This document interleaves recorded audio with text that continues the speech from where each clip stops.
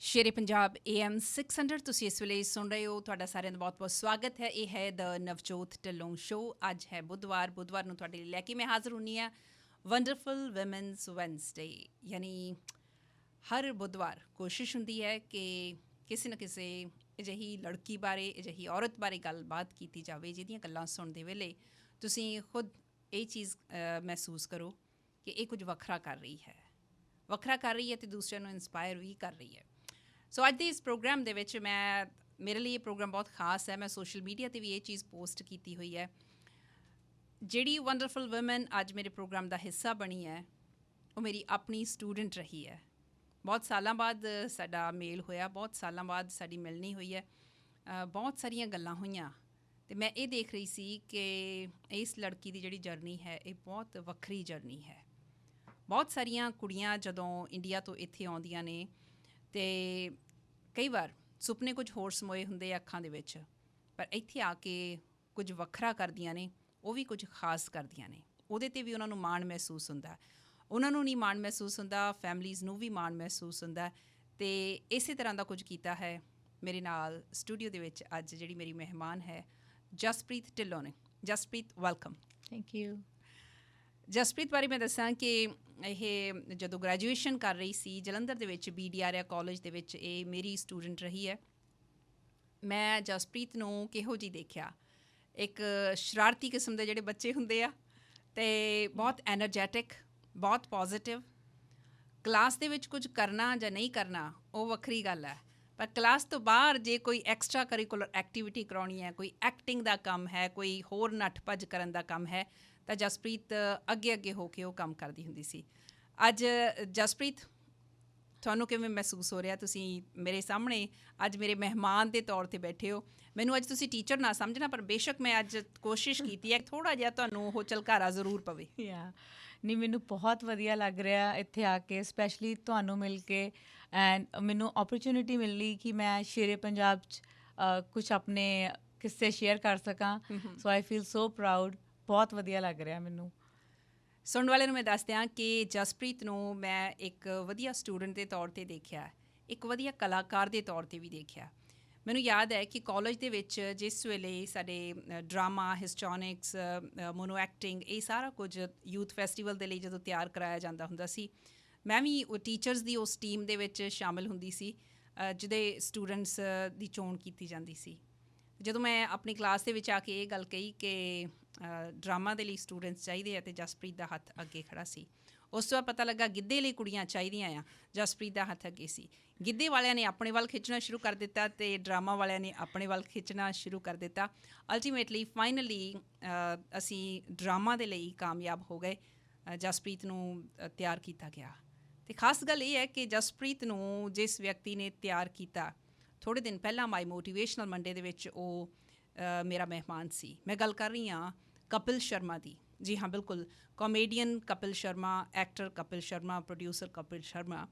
ਉਸ ਵੇਲੇ ਕਪਿਲ ਸ਼ਰਮਾ ਨੇ ਡਰਾਮਾ ਵੀ ਤਿਆਰ ਕਰਵਾਇਆ, ਹਿਸਟੋਨਿਕਸ ਦੀ ਇੱਕ ਆਈਟਮ ਵੀ ਤਿਆਰ ਕਰਵਾਈ, ਜਿਹੜਾ ਅੱਗੇ ਜਾ ਕੇ ਨੈਸ਼ਨਲ ਪੱਧਰ ਤੱਕ ਉਹ ਜਿਹੜਾ ਪਲੇ ਸੀ ਉਹ ਪਹੁੰਚਿਆ। ਹੋਰ ਬਹੁਤ ਸਾਰੀਆਂ ਗੱਲਾਂ ਜਿਹੜੀਆਂ ਜਸਪ੍ਰੀਤ ਬਾਰੇ ਅੱਜ ਮੈਂ ਤੁਹਾਡੇ ਨਾਲ ਸ਼ੇਅਰ ਕਰ ਸਕਦੀ ਹਾਂ, ਪਰ ਕਿਉਂਕਿ ਜਸਪ੍ਰੀਤ ਮੇਰੇ ਨਾਲ ਸਟੂਡੀਓ ਦੇ ਵਿੱਚ ਹੈ, ਜਿਹੜਾ ਕੱਲ੍ਹ ਮੈਨੂੰ ਐਕਸਾਈਟਮੈਂਟ ਹੋਈ ਜਸਪ੍ਰੀਤ ਕੋਲੋਂ ਸੁਣ ਕੇ ਕਿ ਜਸਪ੍ਰੀਤ ਕਹਿੰਦੀ ਕਿ ਮੈਂ ਕੈਨੇਡਾ ਦੇ ਵਿੱਚ ਟਰੱਕ ਚਲਾਉਂਦੀ ਹਾਂ, ਮੈਂ ਟਰੱਕ ਡਰਾਈਵਰ ਹਾਂ। ਬੜੀ ਮਾਣ ਦੇ ਨਾਲ ਉਹਨੇ ਦੱਸਿਆ ਅਤੇ ਮੇਰਾ ਬਹੁਤ ਇੰਟਰਸਟ ਬਣ ਗਿਆ ਇਸ ਚੀਜ਼ ਦੇ ਵਿੱਚ ਕਿ ਮੈਂ ਜਸਪ੍ਰੀਤ ਕੋਲੋਂ ਹੋਰ ਜਾਣਾ ਕਿ ਕਿਵੇਂ ਲਾਇਸੈਂਸ ਲਿਆ ਜਾਂਦਾ ਟਰੱਕਿੰਗ ਦਾ, ਅਤੇ ਜਦੋਂ ਔਨ ਰੋਡ ਹੁੰਦੀ ਹੈ ਉਦੋਂ ਕਿਹੋ ਜਿਹੇ ਤਜਰਬੇ ਹੁੰਦੇ ਆ। ਸੋ ਅੱਜ ਰਲੀਆਂ ਮਿਲੀਆਂ ਗੱਲਾਂ ਹੋਣਗੀਆਂ, ਕੁਝ ਕਲਾ ਦੇ ਖੇਤਰ ਦੀਆਂ ਅਤੇ ਕੁਝ ਅਸੀਂ ਰੋਡਸ ਦੀਆਂ ਗੱਲਾਂ ਕਰਾਂਗੇ, ਡਰਾਈਵਿੰਗ ਦੀਆਂ ਗੱਲਾਂ ਕਰਾਂਗੇ। ਜਸਪ੍ਰੀਤ, ਆਪਾਂ ਪਹਿਲਾਂ ਟੱਚ ਕਰਦੇ ਹਾਂ ਟਰੱਕਿੰਗ ਦਾ ਹੀ ਕਰਦੇ ਗੱਲ। ਹਾਂਜੀ। ਟਰੱਕਿੰਗ ਦਾ ਲਾਇਸੈਂਸ ਲੈਣ ਦਾ ਕਿਵੇਂ ਸੋਚਿਆ? ਲਾਇਸੈਂਸ ਲੈਣ ਦਾ ਕਦੀ ਸੋਚਿਆ ਤਾਂ ਨਹੀਂ ਸੀਗਾ, ਕੋਈ ਡਰੀਮ ਨਹੀਂ ਸੀ, ਪਰ ਮੇਰੇ ਹਸਬੈਂਡ ਸ਼ੁਰੂ ਤੋਂ ਹੀ ਟਰੱਕਿੰਗ ਲਾਈਨ 'ਚ ਸੀਗੇ ਅਤੇ ਆਈ ਫੀਲ ਸੋ ਪ੍ਰਾਊਡ ਉਹਨਾਂ ਦੇ ਉੱਤੇ ਕਿ ਲਾਈਕ ਵਧੀਆ ਜੋਬ ਆ, ਹੈ ਨਾ। ਸੋ ਕਈ ਲੋਕ ਕਹਿ ਦਿੰਦੇ ਆ ਵਾਈਟ ਕਾਲਰ ਜਾਂ ਕੋਈ ਇੱਦਾਂ ਜੋਬ, ਪਰ ਮੇਰੇ ਵਾਸਤੇ ਉਹੀ ਜੋਬ ਵਧੀਆ ਹੈ ਜੋ ਤੁਹਾਨੂੰ ਸੈਟਿਸਫਾਈ ਕਰਦੀ ਹੈ। ਸੋ ਉਹਨਾਂ ਦੇ ਨਾਲ ਕਈ ਵਾਰੀ ਲੌਂਗ ਰਨ 'ਤੇ ਚਲੇ ਜਾਣਾ, ਸੋ ਮੈਨੂੰ ਚੰਗਾ ਲੱਗਦਾ ਹੁੰਦਾ ਸੀ। ਔਰ ਡਿਫਰੈਂਟ ਜਗ੍ਹਾ ਤੇ ਜਾਣਾ, ਕਦੀ ਟੈਕਸਸ ਘੁੰਮੇ ਆਏ, ਕਦੀ ਫਲੋਰੀਡਾ ਘੁੰਮੇ ਆਏ। ਸੋ ਟਰੱਕ ਤੇ ਤੁਸੀਂ ਨਾਲ ਜਾਂਦੇ ਹੁੰਦੇ ਸੀ? ਹਾਂਜੀ ਹਾਂਜੀ। ਤੇ ਉਹ ਕੰਮ ਵੀ ਆ ਨਾਲ ਤਾਂ ਉਹ ਲਾਈਕ ਕੰਮ ਵੀ ਆ ਔਰ ਘੁੰਮਣਾ ਫਿਰਨਾ ਵੀ ਆ, ਆਊਟਿੰਗ ਵੀ ਆ, ਔਰ ਸਪੈਸ਼ਲੀ ਕਿ ਆਪਾਂ ਇਕੱਠੇ ਹੁੰਦੇ ਸੀਗੇ। ਸੋ ਮੈਨੂੰ ਜ਼ਿਆਦਾ ਟਾਈਮ ਮਿਲਦਾ ਸੀ ਉਹਨਾਂ ਦੇ ਨਾਲ ਸਪੈਂਡ ਕਰਨ ਨੂੰ। ਸੋ ਵਧੀਆ ਲੱਗਦਾ ਸੀ। ਸੋ ਫਿਰ ਉਹਨਾਂ ਨੇ ਹੀ ਮੈਨੂੰ ਐਨਕਰੇਜ ਕੀਤਾ, ਮੇਰੇ ਹਸਬੈਂਡ ਨੇ ਐਨਕਰੇਜ ਕੀਤਾ ਕਿ ਤੁਸੀਂ ਲਾਈਕ ਮੈਂ ਵੀ ਜੇ ਲਾਇਸੈਂਸ ਲੈ ਲਵਾਂ ਤਾਂ ਫਿਰ ਡਬਲ ਕੰਮ ਹੋ ਸਕਦਾ ਔਰ ਇਕੱਠੇ ਆਲ ਦਾ ਟਾਈਮ ਹੀ ਇਕੱਠੇ ਜਾ ਸਕਦੇ ਹਾਂ। ਸੋ ਉਹਨਾਂ ਦੇ ਬਸ ਇੱਦਾਂ ਹੀ ਐਨਕਰੇਜ ਕਰਨ ਨਾਲ ਹੀ ਉਹਨਾਂ ਨੇ ਮੈਨੂੰ ਪੁਸ਼ ਕਰਦੇ ਰਹੇ, ਲੈ ਲਿਆ ਲਾਇਸੈਂਸ, ਦੇਖਦੇ ਹਾਂ। ਫਿਰ ਬਸ ਇੱਦਾਂ ਹੀ ਅਪਲਾਈ ਕਰ ਲਿਆ, ਲਾਇਸੈਂਸ ਲੈ ਲਿਆ ਐਂਡ ਲੱਕੀਲੀ ਫਸਟ ਟਰਾਈ 'ਚ ਹੀ ਮੇਰਾ ਲਾਇਸੈਂਸ ਕਲੀਅਰ ਹੋ ਗਿਆ। ਕਿੱਦਾਂ ਦਾ ਟੈਸਟ ਹੁੰਦਾ ਇਹ ਮੈਂ ਜਾਣਨਾ ਚਾਹੁੰਦੀ? ਲਾਈਕ 2-3 ਡਿਫਰੈਂਟ ਟੈਸਟਸ ਹੁੰਦੇ ਆ। ਪਹਿਲਾਂ ਤਾਂ ਨੌਲੇਜ ਟੈਸਟ BC ਦਾ ਜਾਂ ਇਹ ਓਨਟਾਰੀਓ ਦਾ ਥੋੜਾ ਡਿਫਰੈਂਟ ਹੈ। ਹਾਂਜੀ ਵੱਖਰਾ ਹੈ। ਤੁਸੀਂ ਕਿਉਂਕਿ ਓਨਟਾਰੀਓ ਦਾ ਦਿੱਤਾ ਟੈਸਟ? ਹਾਂਜੀ, ਮੈਂ ਓਨਟਾਰੀਓ ਦਾ ਦਿੱਤਾ। ਨੌਲੇਜ ਟੈਸਟ ਤੋਂ ਬਾਅਦ ਉਹ 에ਅਰ ਬ੍ਰੇਕਸ ਦਾ ਟੈਸਟ ਹੁੰਦਾ। ਉਹਦੇ ਵਿੱਚ ਮੇਰੇ ਹਸਬੈਂਡ ਨੇ ਮੈਨੂੰ ਬਹੁਤ ਹੈਲਪ ਕੀਤੀ ਕਿਉਂਕਿ ਟੈਕਨੀਕਲ ਚੀਜ਼ਾਂ ਉਹਨਾਂ ਨੇ ਸਮਝਾਈਆਂ ਮੈਨੂੰ, ਜੋ ਵੀ tractor supply valves and stuff like air brakes ਦੇ ਕਿੱਦਾਂ ਵਰਕ ਕਰਦੀਆਂ ਕਿੱਦਾਂ। ਸੋ ਉਹ ਮੈਨੂੰ ਸਮਝਾਉਂਦੇ ਰਹੇ। ਸੋ ਉਹਨਾਂ ਦੀ ਹੈਲਪ ਦੇ ਨਾਲ ਹੀ ਮੈਂ ਉਹ ਕਲੀਅਰ ਕੀਤਾ ਟੈਸਟ। ਫਿਰ ਉਸ ਤੋਂ ਬਾਅਦ ਡਰਾਈਵਿੰਗ ਦੇ ਵੀ ਲੈਸਨਸ ਤਾਂ ਲੈ ਕੇ ਕਲੀਅਰ ਤਾਂ ਹੋ ਗਿਆ, ਪਰ ਜਿਹੜੀ ਮੇਨ ਲਾਇਸੈਂਸ ਲੈਣ ਤੋਂ ਬਾਅਦ ਜਿਹੜੀ ਐਕਚੁਅਲ ਪ੍ਰੈਕਟਿਸ ਹੁੰਦੀ ਹੈ ਉਹਦੇ ਨਾਲ ਹੀ ਤੁਸੀਂ ਤੁਹਾਨੂੰ ਕੌਨਫੀਡੈਂਸ ਆਉਂਦਾ, ਤੁਸੀਂ ਇਕੱਲੇ ਚਲਾ ਸਕਦੇ ਆ। ਸੋ ਉਹ ਕੌਨਫੀਡੈਂਸ ਉਹਨਾਂ ਨੇ ਹੀ ਮੇਰੇ ਅੰਦਰ ਪਾਇਆ। ਉਹਨਾਂ ਨੇ ਪੁਸ਼ ਕੀਤਾ ਕਿ ਤੂੰ ਚਲਾ, ਲਾਈਕ ਉਹ ਮੈਨੂੰ ਦੱਸਦੇ ਰਹੇ, ਗਾਈਡ ਕਰਦੇ ਰਹੇ। ਸੋ ਜਸਪ੍ਰੀਤ, ਕਿੰਨੇ ਸਾਲ ਹੋ ਗਏ ਤੁਹਾਨੂੰ ਕੈਨੇਡਾ ਆਇਆ ਨੂੰ? Almost 16 years। ਪਹਿਲਾਂ ਕਿਹੜੀਆਂ ਜੌਬਸ ਕੀਤੀਆਂ? ਪਹਿਲਾਂ ਬਹੁਤ ਸਾਰੀਆਂ ਜੌਬਸ ਕੀਤੀਆਂ ਔਰ ਇੱਥੇ ਆ ਕੇ ਸਟੱਡੀ ਵੀ ਕੀਤਾ ਕਿਉਂਕਿ ਅਗੇਨ ਲਾਈਕ ਪਹਿਲਾਂ ਮੈਂ ਮੈਡੀਕਲ ਲਾਈਨ 'ਚ ਜਾਣਾ ਚਾਹੁੰਦੀ ਸੀਗੀ। ਸੋ ਮੈਡੀਕਲ ਐਡਮਿਨਿਸਟ੍ਰੇਸ਼ਨ ਦਾ ਕੋਰਸ ਕੀਤਾ 1.5 year ਦਾ, ਐਂਡ ਦੈਨ ਡਾਕਟਰਸ ਆਫਿਸ 5-6 ਸਾਲ ਜੌਬ ਕੀਤੀ। ਫਿਰ ਫੀਲਡ ਚੇਂਜ ਕਰ ਲਿਆ, ਫਾਈਨੈਂਸ਼ੀਅਲਸ ਵੱਲ ਆ ਗਈ। ਉੱਥੇ ਕੀਤੀ, ਬੈਂਕ 'ਚ ਵੀ ਟਰਾਈ ਕੀਤਾ ਕਿ ਚਲੋ ਉੱਥੇ ਜੌਬ ਕਰ ਲੈਂਦੇ ਹਾਂ। LLQP ਦਾ ਲਾਇਸੈਂਸ ਲਿਆ, ਵਰਲਡ ਫਾਈਨੈਂਸ਼ੀਅਲ ਗਰੁੱਪ ਦੇ ਨਾਲ ਕੰਮ ਕੀਤਾ। ਫਿਰ ਮੈਂ ਟੀਚਿੰਗ ਦੀ ਜੌਬ ਵੀ ਕੀਤੀ ਕੈਨੇਡਾ 'ਚ ਆ ਕੇ। 1 ਸਾਲ ਮੈਂ UC ਮੈਥ 'ਚ ਪੜ੍ਹਾਇਆ। ਸੋ ਪਰ ਸਾਰੀਆਂ ਚੀਜ਼ਾਂ ਲਾਈਕ ਕਰਦੇ ਰਹੇ, ਪਰ ਮੇਨ ਟਰੱਕਿੰਗ ਲਾਈਕ ਮੇਰੇ ਹਸਬੈਂਡ ਨੇ ਆਲਵੇਜ਼ ਪੁਸ਼ ਕੀਤਾ ਕਿ ਟਾਈਮਿੰਗਸ ਉਸ ਹਿਸਾਬ ਦੀ ਲਓ ਕਿ ਆਪਣੇ ਬੱਚਿਆਂ ਨੂੰ ਵੀ ਟਾਈਮ ਦੇ ਹੋ ਸਕੇ। ਸੋ ਉਹਨਾਂ ਨੇ ਮੈਨੂੰ ਟਰੱਕਿੰਗ ਦਾ ਕੰਮ ਹੀ ਲਾਈਕ ਡੇ ਟ੍ਰਿਪ ਲੈ ਕੇ ਦਿੱਤਾ ਕਿ ਸਵੇਰੇ ਮਾਰਨਿੰਗ 7 ਵਜੇ ਸਟਾਰਟ ਕਰਕੇ ਤਾਂ ਆਫਟਰਨੂਨ 'ਚ ਮੈਂ ਘਰ ਹੁੰਦੀ ਸੀਗੀ। So I had full half day for my kids. ਪਹਿਲਾ ਦਿਨ ਜਦੋਂ ਤੁਸੀਂ ਰੋਡ ਤੇ ਗਏ ਹੋ ਇੰਡੀਪੈਂਡੈਂਟਲੀ ਟਰੱਕ ਲੈ ਕੇ, ਹਾਂਜੀ, ਯਾਦ ਹੈ? ਬਿਲਕੁਲ ਯਾਦ ਆ। ਉਸ ਦਿਨ ਵੀ ਮੈਂ ਸੋਚਿਆ ਨਹੀਂ ਸੀਗਾ ਕਿ ਮੈਂ ਇਕੱਲੇ ਜਾਣਾ ਆ, ਔਰ ਮੈਨੂੰ ਸੀਗਾ ਕਿ ਮੇਰੇ ਹਸਬੈਂਡ ਨਾਲ ਹੀ ਜਾ ਰਹੇ ਆ, ਭਾਵੇਂ ਉਹ ਨਾਲ ਦੀ ਸੀਟ 'ਤੇ ਹੀ ਬੈਠੇ ਹੋਣ, ਪਰ ਇੱਕ ਕੌਨਫੀਡੈਂਸ ਹੁੰਦਾ ਕਿ ਕੋਈ ਨਾਲ ਹੈਗਾ ਆ ਰਸਤਾ ਦੱਸਣ ਨੂੰ। ਔਰ ਉਹ ਟਰੱਕ ਮੈਂ ਵਿਦਿਨ ਕੈਨੇਡਾ 'ਚ ਨਹੀਂ ਸੀ ਚਲਾਉਣਾ, ਮੈਂ ਬਾਰਡਰ ਕ੍ਰਾਸ ਕਰਕੇ US ਜਾਣਾ ਸੀਗਾ। ਸੋ ਉਹਨਾਂ ਨੇ ਮੈਨੂੰ ਜਦੋਂ ਆਪਾਂ ਟ੍ਰੇਲਰ ਵਗੈਰਾ ਲਾਈਕ ਲਾਇਸੈਂਸ ਲੈਂਦੇ ਸਾਰੀ ਤੁਹਾਨੂੰ ਲੌਂਗ ਰੂਟ ਤੇ ਭੇਜ ਦਿੰਦੇ? ਨਹੀਂ, ਲਾਇਸੈਂਸ ਲੈਣ ਤੋਂ ਬਾਅਦ ਮੈਂ 1 ਸਾਲ ਨਹੀਂ ਚਲਾਇਆ ਟਰੱਕ। ਮੈਂ ਉਦੋਂ ਟੀਚਿੰਗ ਕੀਤੀ। ਅੱਛਾ, ਲਾਇਸੈਂਸ ਲੈਣ ਤੋਂ ਬਾਅਦ ਉਹ ਵਾਲਾ 1 ਸਾਲ ਟੀਚਿੰਗ ਕੀਤੀ, ਔਰ ਉਹ ਆਫਟਰ ਸਕੂਲ ਪ੍ਰੋਗਰਾਮ ਸੀਗਾ ਮੇਰੀ ਟੀਚਿੰਗ ਦਾ। ਸੋ ਉਹ ਸ਼ਾਮ ਨੂੰ ਫਿਰ ਮੇਰੇ ਲਾਈਕ ਬੱਚਿਆਂ ਨੂੰ ਟਾਈਮ ਨਹੀਂ ਸੀ ਦੇ ਹੁੰਦਾ, ਮੇਰੇ ਆਪਣੇ 2 ਬੱਚੇ ਆ, ਸੋ ਉਹਨਾਂ ਨੂੰ ਟਾਈਮ ਨਹੀਂ ਸੀ ਦੇ ਹੁੰਦਾ। ਸੋ ਉਹਨਾਂ ਨੂੰ ਸੀਗਾ ਮੇਰੇ ਹਸਬੈਂਡ ਨੂੰ ਕਿ ਸ਼ਾਮ ਦਾ ਟਾਈਮ ਲਾਈਕ ਫੈਮਿਲੀ ਟੂਗੈਦਰ ਚਾਹੀਦਾ ਆ। ਸੋ ਡੇ ਟਾਈਮ ਦੀ ਤੂੰ ਕਰ ਸਕਦੀ ਆ। ਸੋ ਉਹਨਾਂ ਨੇ ਮੈਨੂੰ ਇੱਦਾਂ ਹੀ ਬਸ ਟ੍ਰੇਲਰ ਵਗੈਰਾ ਰੈਡੀ ਕਰਕੇ ਮੈਨੂੰ ਕਹਿੰਦੇ ਚੱਲ ਮੈਂ ਨਾਲ ਹੀ ਆਉਣਾ, ਮੈਂ ਤੂੰ ਉੱਥੇ ਤੱਕ ਜਾ, ਮੈਂ ਗੱਡੀ ਪਾਰਕ ਕਰਦਾ ਮੈਂ ਇੱਦਾਂ। ਔਰ ਸਡਨਲੀ ਮੈਨੂੰ ਕਹਿੰਦੇ ਤੂੰ ਚੱਲ ਅੱਗੇ ਚੱਲ, ਮੈਂ ਦੇਖਦਾ। ਲਾਈਕ ਮੈਨੂੰ ਪਤਾ ਵੀ ਨਹੀਂ ਲੱਗਾ, ਔਰ ਤੂੰ ਕੱਢ ਦੇ, ਤੂੰ ਇੱਦਾਂ ਕਰਦਾ, ਉੱਥੇ ਲਾਈਟਾਂ ਕ੍ਰੋਸ ਕਰ, ਮੈਂ ਆਉਣਾ। ਅੱਛਾ, ਇੱਦਾਂ ਹੀ ਕਰਕੇ ਬਸ ਉਹਨਾਂ ਨੇ ਕਹਿੰਦੇ ਤੂੰ ਇਕੱਲੀ ਚਲਾ ਤਾਂ ਲੈਂਦੀ ਬੜਾ ਸੋਹਣਾ, ਤੂੰ ਜਾ, ਹੈ ਨਾ, ਮੈਂ ਫੋਨ 'ਤੇ ਹੀ ਆ ਨਾਲ। ਅੱਛਾ, ਸੋ ਫੋਨ ਆਲਵੇਜ਼ ਹੀ ਨਾਲ ਹੋਣ ਦਾ ਇੱਕ ਬਹੁਤ ਵੱਡਾ ਸਪੋਰਟ ਰਿਹਾ ਉਹਨਾਂ ਦਾ। ਸੋ ਕਿੱਦਾਂ ਦਾ ਐਕਸਪੀਰੀਅੰਸ ਸੀ ਜਦੋਂ ਚੱਲ ਪਏ ਤੁਸੀਂ? ਫਿਰ ਤਾਂ ਸੋਚ ਲਿਆ ਕਿ ਵੀ ਹਾਂ ਹੁਣ ਤਾਂ ਗੱਲ ਪਿਆ, ਰੱਬ ਦਾ ਨਾਂ ਲੈ ਕੇ ਤੁਰ ਪਏ ਬਸ। ਜਿੱਦਾਂ ਉਹ ਕਹਿੰਦੇ ਆ ਵੀ ਬਾਰੀ ਖੋਲ ਕੇ ਵਾਹਿਗੁਰੂ ਬੋਲ ਕੇ ਸੀਟ ਉੱਤੇ ਬਹਿ ਜਾ ਬੱਲੀਏ, ਬਸ ਉਹੀ ਹੋਇਆ ਮੇਰੇ ਨਾਲ ਵੀ। ਤੇ ਉਹ ਬਸ ਇਹ ਹੈ ਕਿ ਉਹਨਾਂ ਨੇ ਮੈਨੂੰ ਪੁਸ਼ ਕੀਤਾ, ਮੇਰੇ ਹਸਬੈਂਡ ਨੇ ਪੁਸ਼ ਕੀਤਾ ਕਿ ਤੇਰੇ 'ਚ ਕੌਨਫੀਡੈਂਸ ਹੈਗਾ ਆ, ਕਿ ਮੈਂ ਆਪ ਹੀ ਥੋੜ੍ਹਾ ਜਿਹਾ ਇੱਕ ਸਟੈਪ ਬੈਕ ਕਰਦੀ ਸੀ ਜਾਂ ਉਹਨਾਂ ਨੇ, ਪਰ ਉਹਨਾਂ ਨੇ ਕਿਹਾ ਨਹੀਂ ਤੂੰ ਚੱਕ ਦੇ ਚੱਲ। ਸੋ ਜਸਟ ਕੀ ਹੁੰਦਾ ਕਿ ਮੈਂ ਹੁਣ ਵੀ ਇੱਥੇ ਦੇਖਦੀ ਹਾਂ, ਹਾਂਜੀ, ਇੰਡੀਆ 'ਚ ਵੀ ਅਸੀਂ ਦੇਖਦੇ ਹੁੰਦੇ ਸੀ, ਜੇ ਕੋਈ ਗਲਤ ਡਰਾਈਵ ਕਰ ਰਿਹਾ ਜਾਂ ਕੋਈ ਹੌਲੀ ਡਰਾਈਵ ਕਰ ਰਿਹਾ ਜਾਂ ਥੋੜ੍ਹਾ ਜਿਹਾ ਇਹ ਲੱਗ ਰਿਹਾ ਕਿ ਕੋਈ ਡਰ ਕੇ ਡਰਾਈਵ ਕਰ ਰਿਹਾ? ਹਮੇਸ਼ਾ ਹੀ ਜਿਹੜੇ ਆਲੇ ਦੁਆਲੇ ਵਾਲੇ ਹੁੰਦੇ ਕਹਿੰਦੇ ਇਹ ਕਾਰ ਪੱਕੀ ਲੇਡੀ ਚਲਾਉਂਦੀ ਹੋਣੀ ਆ। ਆਈ ਨੋ। ਨਹੀਂ, ਕਦੇ ਟਰੱਕ ਵੇਲੇ ਵੀ ਇਸ ਤਰ੍ਹਾਂ ਹੋਇਆ ਤੁਹਾਨੂੰ? ਨਹੀਂ, ਮੇਰੇ ਕਿਸੇ ਨੇ ਨਾਲ ਇਹੋ ਜਿਹੀ ਕੋਈ ਤੁਹਾਨੂੰ ਇੰਡੀਕੇਸ਼ਨ ਦਿੱਤੀ ਹੋਵੇ ਕਿ ਭਾਈ ਹੌਰਨ ਮਾਰ ਕੇ ਲੰਘ ਜਾਓ ਕੋਲ ਦੀ? ਨਹੀਂ, ਇੱਦਾਂ ਕਦੀ ਵੀ ਨਹੀਂ ਹੋਇਆ। ਹਾਂ। ਕਿਉਂਕਿ ਮੈਂ ਇੰਡੀਆ 'ਚ ਵੀ ਮੈਂ ਬਹੁਤ ਲਾਈਕ ਜਿੱਦਾਂ ਤੁਸੀਂ ਦੱਸਿਆ ਕਿ ਐਕਟਿਵ ਸੀਗੀ, ਲਾਈਕ ਸ਼ੁਰੂ ਤੋਂ ਹੀ ਉੱਥੇ ਵੀ ਗੱਡੀਆਂ ਗੁੱਡੀਆਂ ਚਲਾਉਂਦੇ ਰਹੇ, ਬਿਨਾਂ ਲਾਇਸੈਂਸ ਤੋਂ ਵੀ ਇੰਡੀਆ 'ਚ ਤਾਂ ਚਲਾਉਂਦੇ ਰਹੇ। ਅੱਛਾ। ਤਾਂ ਪਰ ਇੱਥੇ ਆ ਕੇ ਵੀ ਪ੍ਰੈਕਟਿਸ ਕੀਤੀ ਉਹਦੇ ਨਾਲ। ਨਹੀਂ, ਮੈਨੂੰ ਕਦੀ ਇੱਦਾਂ ਹੌਰਨ ਵਗੈਰਾ ਤਾਂ ਨਹੀਂ ਲੋਕੀ, ਪਰ ਮੈਨੂੰ ਤਾਂ ਸਮਾਂ ਹੈਲਪਫੁਲ ਲੱਗੇ ਸਾਰੇ ਲੋਕ ਕਿ ਜੇ ਕਿਸੇ ਤੋਂ ਰਾਹ ਮੰਗ ਲਓ, ਲਾਈਕ 4 ਵੇ ਲਾ ਕੇ ਜਾਂ ਕੁਛ ਵੀ ਹੈ, ਸੋ ਹੈਲਪਫੁਲ ਹੈ। ਜੇ ਸਪੈਸ਼ਲੀ ਦੇਖੇ ਕੋਈ ਲੇਡੀ ਟਰੱਕਰ ਆ ਤਾਂ ਸਮਾਂ ਉਹ ਆਪ ਆਪਣਾ ਟਰੱਕ ਸਲੋ ਡਾਊਨ ਕਰਕੇ ਜਾਂ ਰਸਤਾ ਦੇ ਕੇ ਸੋ ਹੈਲਪ ਕਰ ਦਿੰਦੇ ਆ। ਹੋਰ ਕਿੰਨੀਆਂ ਕੁ ਲੇਡੀਜ਼ ਆ ਜਿਹੜੀਆਂ ਟਰੱਕਿੰਗ ਲਾਈਨ 'ਚ ਤੁਸੀਂ ਜਾਣਦੇ ਹੋ? ਵੱਡੀ ਗਿਣਤੀ ਹੈ? ਮੈਂ ਕਿਸੇ ਨੂੰ ਵੀ ਨਹੀਂ ਜਾਣਦੀ। ਅੱਛਾ। ਪਰ ਔਨ ਰੋਡ ਲਾਈਕ ਦੇਖਿਆ, ਹੁਣ ਹੌਲੀ ਹੌਲੀ ਦੇਖਣਾ ਸ਼ੁਰੂ ਹੋ ਰਿਹਾ। ਕਿਉਂਕਿ ਪਹਿਲੇ ਜਿਹੜੇ ਟਾਈਮ 'ਤੇ ਮੈਂ ਲਾਇਸੈਂਸ ਲਿਆ ਸੀਗਾ ਉਦੋਂ ਤਾਂ like it was very rare ਕਿ ਕਿੰਨੇ ਸਾਲ ਹੋ ਗਏ ਤੁਹਾਨੂੰ ਟਰੱਕ ਚਲਾਉਂਦਿਆਂ? ਮੈਨੂੰ 5 to 6 years ਹੋ ਗਏ ਟਰੱਕ ਚਲਾਉਂਦਿਆਂ ਨੂੰ। ਅੱਛਾ। ਹਾਂਜੀ। ਹੁਣ ਕਿੱਥੇ ਟਰੱਕ ਲੈ ਕੇ ਜਾਂਦੇ ਹੋ ਤੁਸੀਂ? ਹੁਣ ਯੂਜੂਲੀ ਮੇਰਾ ਜਿਹੜਾ ਕੱਲੀ ਦਾ ਟ੍ਰਿਪ ਹੁੰਦਾ ਸੀਗਾ ਉਹ ਫਰੋਮ ਵਿੰਜ਼ਰ ਟੂ ਇੰਡੀਆਨਾ। ਅੱਛਾ। Every day about 12 to 13 hours the trip. And ਉਸ ਤੋਂ ਬਾਅਦ ਆਟੋ ਪਾਰਟਸ ਦਾ ਹੀ ਆ ਸਾਡਾ ਈਜ਼ੀ, ਲਾਈਕ ਮੇਰੇ ਹਸਬੈਂਡ ਨੇ ਆਲਵੇਜ਼ ਮੈਨੂੰ ਈਜ਼ੀ ਲੋਡਸ ਲੈ ਕੇ ਦਿੱਤੇ ਕਿ ਜਿਹਦੇ 'ਚ ਵੇਟਿੰਗ ਵਗੈਰਾ ਘੱਟ ਹੋਵੇ ਜਾਂ ਕੁਛ ਹੈ। ਹੁਣ ਉਸ ਤੋਂ ਬਾਅਦ ਫਿਰ ਅਸੀਂ ਦੋ ਟਰੱਕ ਬਿਜ਼ਨਸ ਆਪਣਾ ਐਕਸਪੈਂਡ ਕੀਤਾ, ਸੋ ਓਨਰ ਆਪਰੇਟਰ ਹੋ ਗਏ। ਸੋ ਮੇਰੇ ਹਸਬੈਂਡ ਦਾ ਆਪਣਾ ਟਰੱਕ ਆ, ਮੇਰਾ ਆਪਣਾ ਆ। ਸੋ ਤੁਸੀਂ ਹੁਣ ਇਕੱਠੇ ਨਹੀਂ ਜਾਂਦੇ, ਆਪਣੇ ਟਰੱਕ 'ਚ ਹੀ ਜਾਂਦੇ ਆ। ਹਾਂਜੀ। ਪਰ ਹੁੰਦੇ ਅਸੀਂ ਇਕੱਠੇ ਹੀ ਆ। ਸੋ ਦੂਰ ਤੱਕ ਲਾਈਕ ਟੈਕਸਸ ਚਲੇ ਗਏ, ਨਿਊ ਮੈਕਸੀਕੋ ਚਲੇ ਗਏ, ਐਲ ਪਾਸੋ, ਦੂਰ ਲਾਈਕ ਫਲੋਰੀਡਾ। ਫਿਰ ਜਿੱਥੇ ਵੀ ਅਸੀਂ ਜਾਂਦੇ ਆ ਉਹ ਕੰਮ ਵੀ ਹੁੰਦਾ, ਫਿਰ ਇੱਕ ਦਿਨ ਦਾ ਸਟੇ ਲੈ ਕੇ ਅਸੀਂ ਘੁੰਮ ਫਿਰ ਕੇ ਵੀ ਜ਼ਰੂਰ ਆਉਂਦੇ ਆ। ਸੋ ਇਕੱਠੇ ਵਧੀਆ ਲੱਗਦਾ ਇੱਦਾਂ। ਚੈਲੰਜਸ ਕਿਹੋ ਜਿਹੇ ਆਏ ਤੁਹਾਨੂੰ? ਇਹ ਲੱਗਦਾ ਹੋਵੇ ਕਿ ਵੀ ਇੱਕ ਲੇਡੀ ਦੇ ਲਈ ਸ਼ਾਇਦ ਜਿਹੜਾ ਟਰੱਕ ਹੈ ਉਹ ਜ਼ਿਆਦਾ ਔਖਾ ਹੈ, ਸੌਖਾ ਹੈ ਜਾਂ ਨੋਰਮਲ ਹੀ ਹੈ? ਸੌਖਾ, ਇੰਨਾ ਸੌਖਾ ਵੀ ਨਹੀਂ ਕਹਿ ਸਕਦੇ ਅਸੀਂ। ਅਗੇਨ ਤੁਹਾਨੂੰ ਇੱਕ ਬੰਦਾ ਪੁਸ਼ ਕਰਨ ਨੂੰ ਚਾਹੀਦਾ ਹੁੰਦਾ, ਜੋ ਕਿ ਮੇਰੀ ਪੂਰੀ ਫੈਮਿਲੀ ਨੇ ਹੀ ਸਾਥ ਦਿੱਤਾ। ਕਈ ਵਾਰੀ ਇੱਦਾਂ ਹੋਇਆ ਕਿ ਪ੍ਰੋਬਲਮਸ ਆ ਗਈਆਂ ਕਦੀ, ਕਿਉਂਕਿ ਟਰੱਕ ਰੂਟਸ ਥੋੜ੍ਹੇ ਡਿਫਰੈਂਟ ਹੁੰਦੇ ਆ ਰਾਦਰ ਦੈਨ ਕਾਰ ਰੂਟਸ। ਕਈ ਵਾਰੀ ਕਿਤੇ ਨਵੀਂ ਜਗ੍ਹਾ 'ਤੇ ਜਾ ਕੇ ਜੇ ਮੈਂ ਸਟਕ ਆ ਕੁਛ ਵੀ ਆ, ਸੋ ਫੈਮਿਲੀ ਦੀ ਪੂਰੀ ਸਪੋਰਟ ਰਹੀ। ਫੈਮਿਲੀ ਦਾ ਕੋਈ ਗੱਲ ਨਹੀਂ ਉੱਥੇ ਆ ਜਾਂਦੇ ਆ, ਆਹ ਕਰ ਦਿੰਦੇ ਉਹ ਕਰ ਦਿੰਦੇ, ਹੈਵ ਪੇਸ਼ੈਂਸ, ਇੱਦਾਂ ਕਰਕੇ ਕਰਦੇ ਰਹੇ। ਪਰ ਹੁੰਦੀਆਂ ਕਈ ਪ੍ਰੋਬਲਮਸ ਤਾਂ ਰਸਤੇ 'ਚ, ਟਰੱਕ ਖਰਾਬ ਹੋ ਗਿਆ, ਕਦੀ ਟਾਇਰ ਫਟ ਗਿਆ। ਸੋ ਕਿੱਦਾਂ ਦੀਆਂ ਫੀਲਿੰਗਸ ਹੁੰਦੀਆਂ? ਕਦੇ ਇਹ ਵੀ ਹੋਇਆ ਕਿ ਕਿਤੇ ਸਟਕ ਹੋ ਗਏ, ਕਿਤੇ ਅਥਰੂ ਨਿਕਲ ਆਏ, ਰੋਣ ਬੈਠ ਗਿਆ ਕਿ ਵੀ ਮੈਂ ਕਿਹੜਾ ਰਸਤਾ ਚੁਣ ਲਿਆ? ਬਿਲਕੁਲ, ਬਹੁਤ ਵਾਰੀ ਇੱਦਾਂ ਹੋਇਆ। ਰਸਤਿਆਂ ਦੀ ਗੱਲ ਨਹੀਂ, ਉਹ ਤਾਂ ਲਾਈਕ ਮੈਂ ਤਾਂ ਆਪਣੇ ਹਸਬੈਂਡ ਦਾ ਦੂਸਰਾ ਨਾਮ ਹੀ GPS ਰੱਖਿਆ।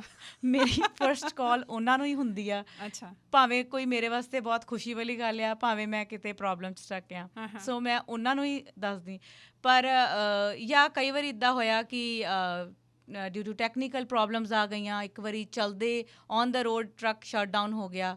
ਸੋ ਮੈਂ 3 hours ਅਵੇ ਸੀਗੀ ਬਾਰਡਰ ਤੋਂ ਇਨ US। ਸੋ ਮੇਰੇ ਕੋਲ ਕੋਈ ਆਪਸ਼ਨ ਨਹੀਂ ਸੀ, ਮੈਂ ਕੁਛ ਨਹੀਂ ਸੀ ਕਰ ਸਕਦੀ। ਸੋ ਅਗੇਨ ਮੈਂ ਇੰਸਟੈਡ ਆਫ ਕਾਲਿੰਗ ਸਰਵਿਸ ਕਾਲ, ਮੈਂ ਆਪਣੇ ਹਸਬੈਂਡ ਨੂੰ ਕਾਲ ਕੀਤਾ ਵੀ ਇੱਦਾਂ ਹੋ ਗਿਆ। So he came all the way from Canada to US। ਉਹ ਡਰਾਈਵ ਕਰਕੇ ਆਏ ਔਰ ਉਹਨਾਂ ਨੂੰ ਆਉਣਾ ਪੈਣਾ ਸੀਗਾ। ਲਾਈਕ ਪਰ ਤੁਸੀਂ ਸਰਵਿਸ ਕਿਉਂ ਨਹੀਂ ਲਈ ਜਿਹੜੀ ਸਰਵਿਸ ਲਈ ਜਾਣੀ ਚਾਹੀਦੀ ਸੀ? ਹਾਂਜੀ, ਕਿਉਂਕਿ ਉਹ ਛੋਟਾ ਜਿਹਾ ਕੋਈ ਫਾਲਟ ਸੀਗਾ ਟਰੱਕ 'ਚ ਜੋ ਆਪ ਠੀਕ ਕਰ ਸਕਦੇ ਸੀਗੇ। ਅੱਛਾ। ਪਰ ਫਿਰ ਲਾਈਕ ਮੈਨੂੰ ਲੱਗਾ ਕਿ ਮੈਂ ਕਿਹਨੂੰ ਬੁਲਾਵਾਂ ਸਰਵਿਸ ਗਾਇ, ਲਾਈਕ ਥੋੜ੍ਹਾ ਜਿਹਾ ਡਰ ਗਈ ਸੀਗੀ ਮੈਂ ਕਿ ਉੱਦਾਂ ਤਾਂ like these are safe countries I know, ਪਰ ਥੋੜ੍ਹਾ ਜਿਹਾ ਕਿਤੇ ਨਾ ਕਿਤੇ ਉਹ ਹੋ ਜਾਂਦਾ ਕਿ ਤੁਸੀਂ ਮਤਲਬ ਫੈਮਿਲੀ ਮੈਂਬਰ ਕੋਈ ਨਾਲ ਹੋਵੇ ਤਾਂ। ਕਿਹੜੀਆਂ ਚੀਜ਼ਾਂ ਆ ਜਿਹੜੀਆਂ ਛੋਟੇ ਮੋਟੇ ਹੁਣ ਤੁਸੀਂ ਪ੍ਰੋਬਲਮਸ ਆਪੇ ਹੀ ਸੋਲਵ ਕਰ ਲੈਂਦੇ ਹੋ? ਇੰਜਨ ਆਇਲ ਵਗੈਰਾ ਚੈੱਕ ਕਰਨਾ, ਜਿੱਦਾਂ ਟਰੱਕ ਐਂਡ ਟ੍ਰੇਲਰ ਨੂੰ ਜਦੋਂ ਹੁੱਕ ਕਰਦੇ ਆ ਉਹਦੇ ਪਿੰਸ ਨੂੰ ਮੇਕ ਸ਼ੋਰ ਕਰਨਾ ਕਿ ਦੇ ਆਰ ਟਾਈਟ, ਕਿ ਉਹ ਸਕਰੂ ਚੰਗੀ ਤਰ੍ਹਾਂ ਹੋਇਆ। ਉਹਦੇ ਟਾਇਰਸ ਜਿਹੜੇ ਆ ਉਹਦੇ ਨਟਸ ਐਂਡ ਬੋਲਟਸ ਨੂੰ ਚੈੱਕ ਕਰਨਾ ਕਿ ਉਹ ਸਹੀ ਆ। ਔਰ ਟ੍ਰੇਲਰ ਦੇ ਡੋਰਸ ਚੈੱਕ ਕਰਨੇ।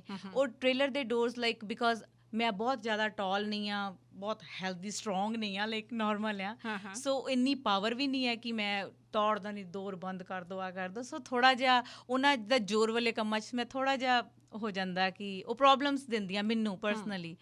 ਪਰ ਨੋ ਡਾਊਟ ਸਾਰੇ ਹੈਲਪਫੁਲ ਲੋਕ ਮਿਲ ਜਾਂਦੇ ਆ। US ਵਾਲੀ ਸਾਈਡ ਵੀ ਟਰੱਕ ਸਟਾਪਸ 'ਤੇ ਵੀ ਜਾਓ ਅਤੇ ਆਈ ਫੀਲ ਸੋ ਪ੍ਰਾਊਡ ਕਿ ਹੈਲਪਫੁਲ ਹੁੰਦੇ ਆ, ਸਪੈਸ਼ਲੀ ਫੀਮੇਲ ਨੂੰ ਦੇਖ ਕੇ ਉਹ ਬਹੁਤ ਹੈਲਪ ਕਰਦੇ ਆ।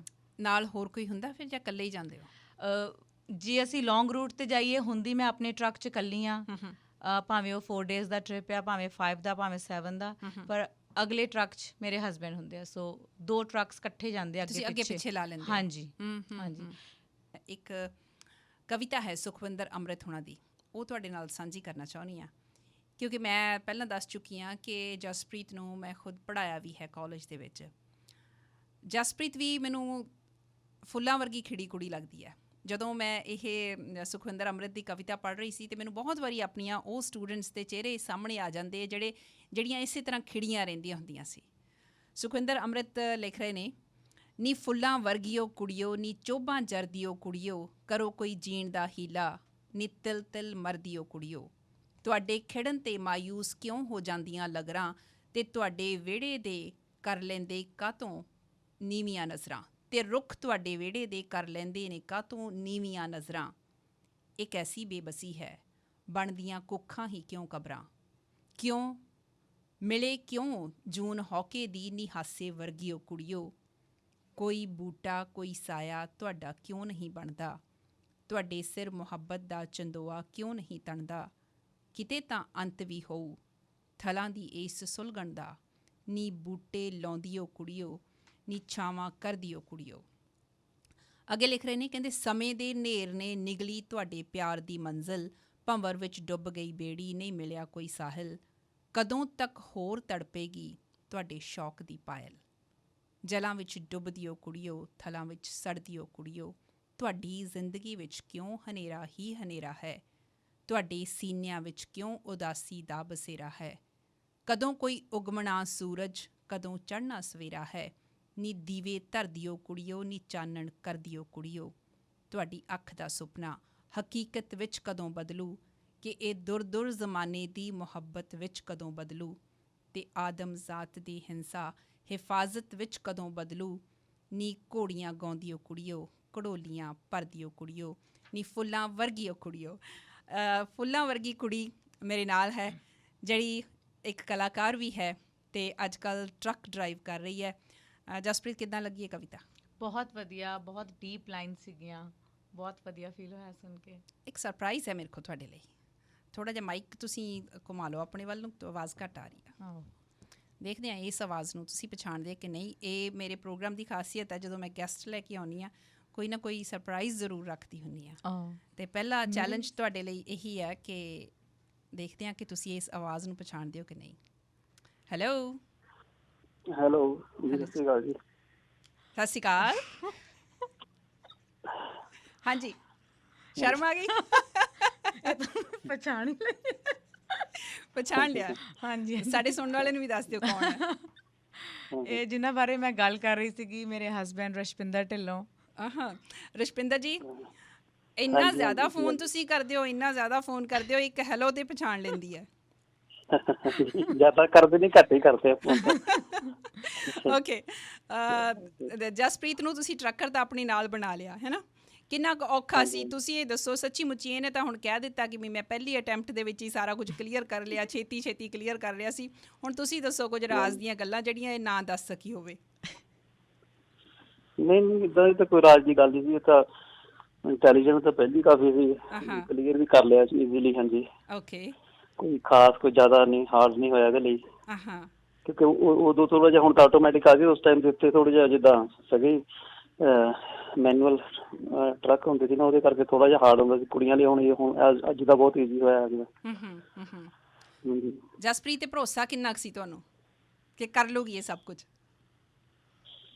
ਭਰੋਸਾ, ਹਾਂਜੀ ਭਰੋਸਾ ਤਾਂ ਠੀਕ ਸੀਗਾ ਕਾਫੀ।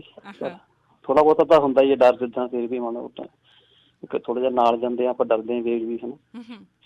ਤੁਹਾਨੂੰ ਯਾਦ ਹੈ ਜਦੋਂ ਪਹਿਲੀ ਵਾਰੀ ਜਸਪ੍ਰੀਤ ਨੇ ਆਪਣੀ ਇੱਛਾ ਪ੍ਰਗਟ ਕੀਤੀ ਸੀ ਕਿ ਵੀ ਮੈਂ ਟਰੱਕ ਦਾ ਲਾਇਸੈਂਸ ਲੈਣਾ ਚਾਹੁੰਦੀ ਹਾਂ? ਚੇਤਾ ਤੁਹਾਨੂੰ ਉਹ ਦਿਨ?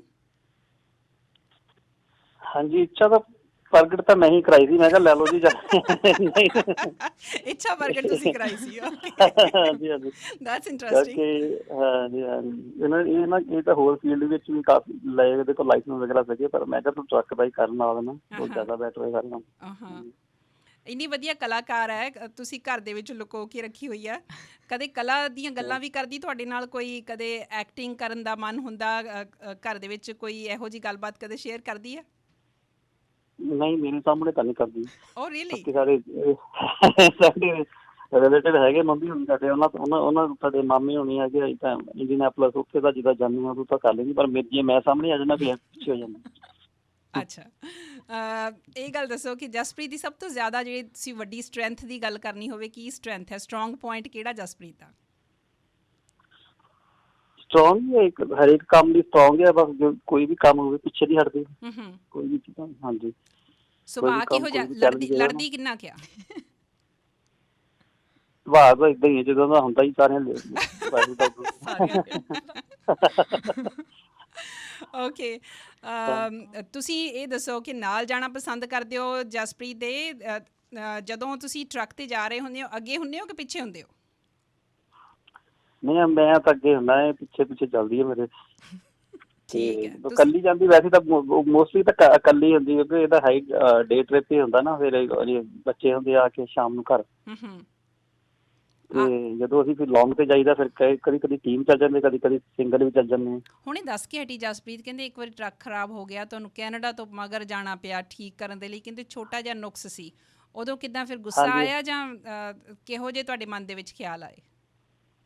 ਨਹੀਂ ਨਹੀਂ, ਗੁੱਸਾ ਤਾਂ ਕੋਈ ਨਹੀਂ ਹੈ, ਮੈਂ ਤਾਂ ਚਲੋ ਪੈਸੇ ਵੱਧ ਕੇ ਸਰਵਿਸ ਕਾਲ ਕਰ ਦਿੱਤੇ, ਜ਼ਿਆਦਾ ਲੱਗਣੇ ਸੀ, ਮੈਂ ਫ੍ਰੀ ਸੀਗਾ, ਮੈਂ ਜਾ ਕੇ ਕਰ ਦਿੱਤਾ। ਓਕੇ, ਹਾਂਜੀ, ਇੱਕ ਮਾਂ ਦੇ ਤੌਰ ਤੇ ਜਸਪ੍ਰੀਤ ਕਿਹੋ ਜਿਹੀ ਹੈ? ਮਾਂ ਦੇ ਤੌਰ ਤੇ ਪੂਰੀਆਂ ਰਿਸਪੋਂਸੀਬਿਲਿਟੀ ਕਰਦੀ ਹੈ, ਮੇਰੇ ਨਾਲ ਜ਼ਿਆਦਾ ਕਰਦੀ ਤਾਂ ਮਤਲਬ। ਹਾਂਜੀ, ਮੈਂ ਤਾਂ ਹਲੇ ਜੇ ਵੀ ਮਾੜਾ ਮੋਟਾ ਕਰ ਲਈਦਾ ਨਾ, ਇਹ ਤਾਂ ਫਿਰ ਪੂਰੇ ਕਰਦੇ ਜ਼ਿੰਦਗੀ ਹੈਗੀ ਆ। ਰਸ਼ਪਿੰਦਰ, ਕੋਈ ਇਹੋ ਜਿਹੀ ਗੱਲ ਜਿਹੜੀ ਜਸਪ੍ਰੀਤ ਨੂੰ ਘਰ ਨਾ ਕਹਿ ਸਕੇ, ਉਹ ਅੱਜ ਔਨ ਏਅਰ ਅਸੀਂ ਤੁਹਾਡੀ ਜ਼ੁਬਾਨੀ ਸੁਣਨਾ ਚਾਹੁੰਦੇ, ਜੇ ਕਹਿ ਸਕੋ ਤਾਂ? ਸਾਰਾ ਕੁਝ ਕਹਿ ਦੇਣਾ ਕਰੇ, ਸਭ ਇਹਦਾ ਕੁਝ ਤਾਂ ਹੀ ਕਹਿ ਕੁਝ ਨਹੀਂ ਹੈਗਾ। ਹਰੇ ਹਾਂਜੀ ਹਾਂਜੀ, ਜਸਪ੍ਰੀਤ ਤੁਸੀਂ ਕਹਿ ਦਿਓ।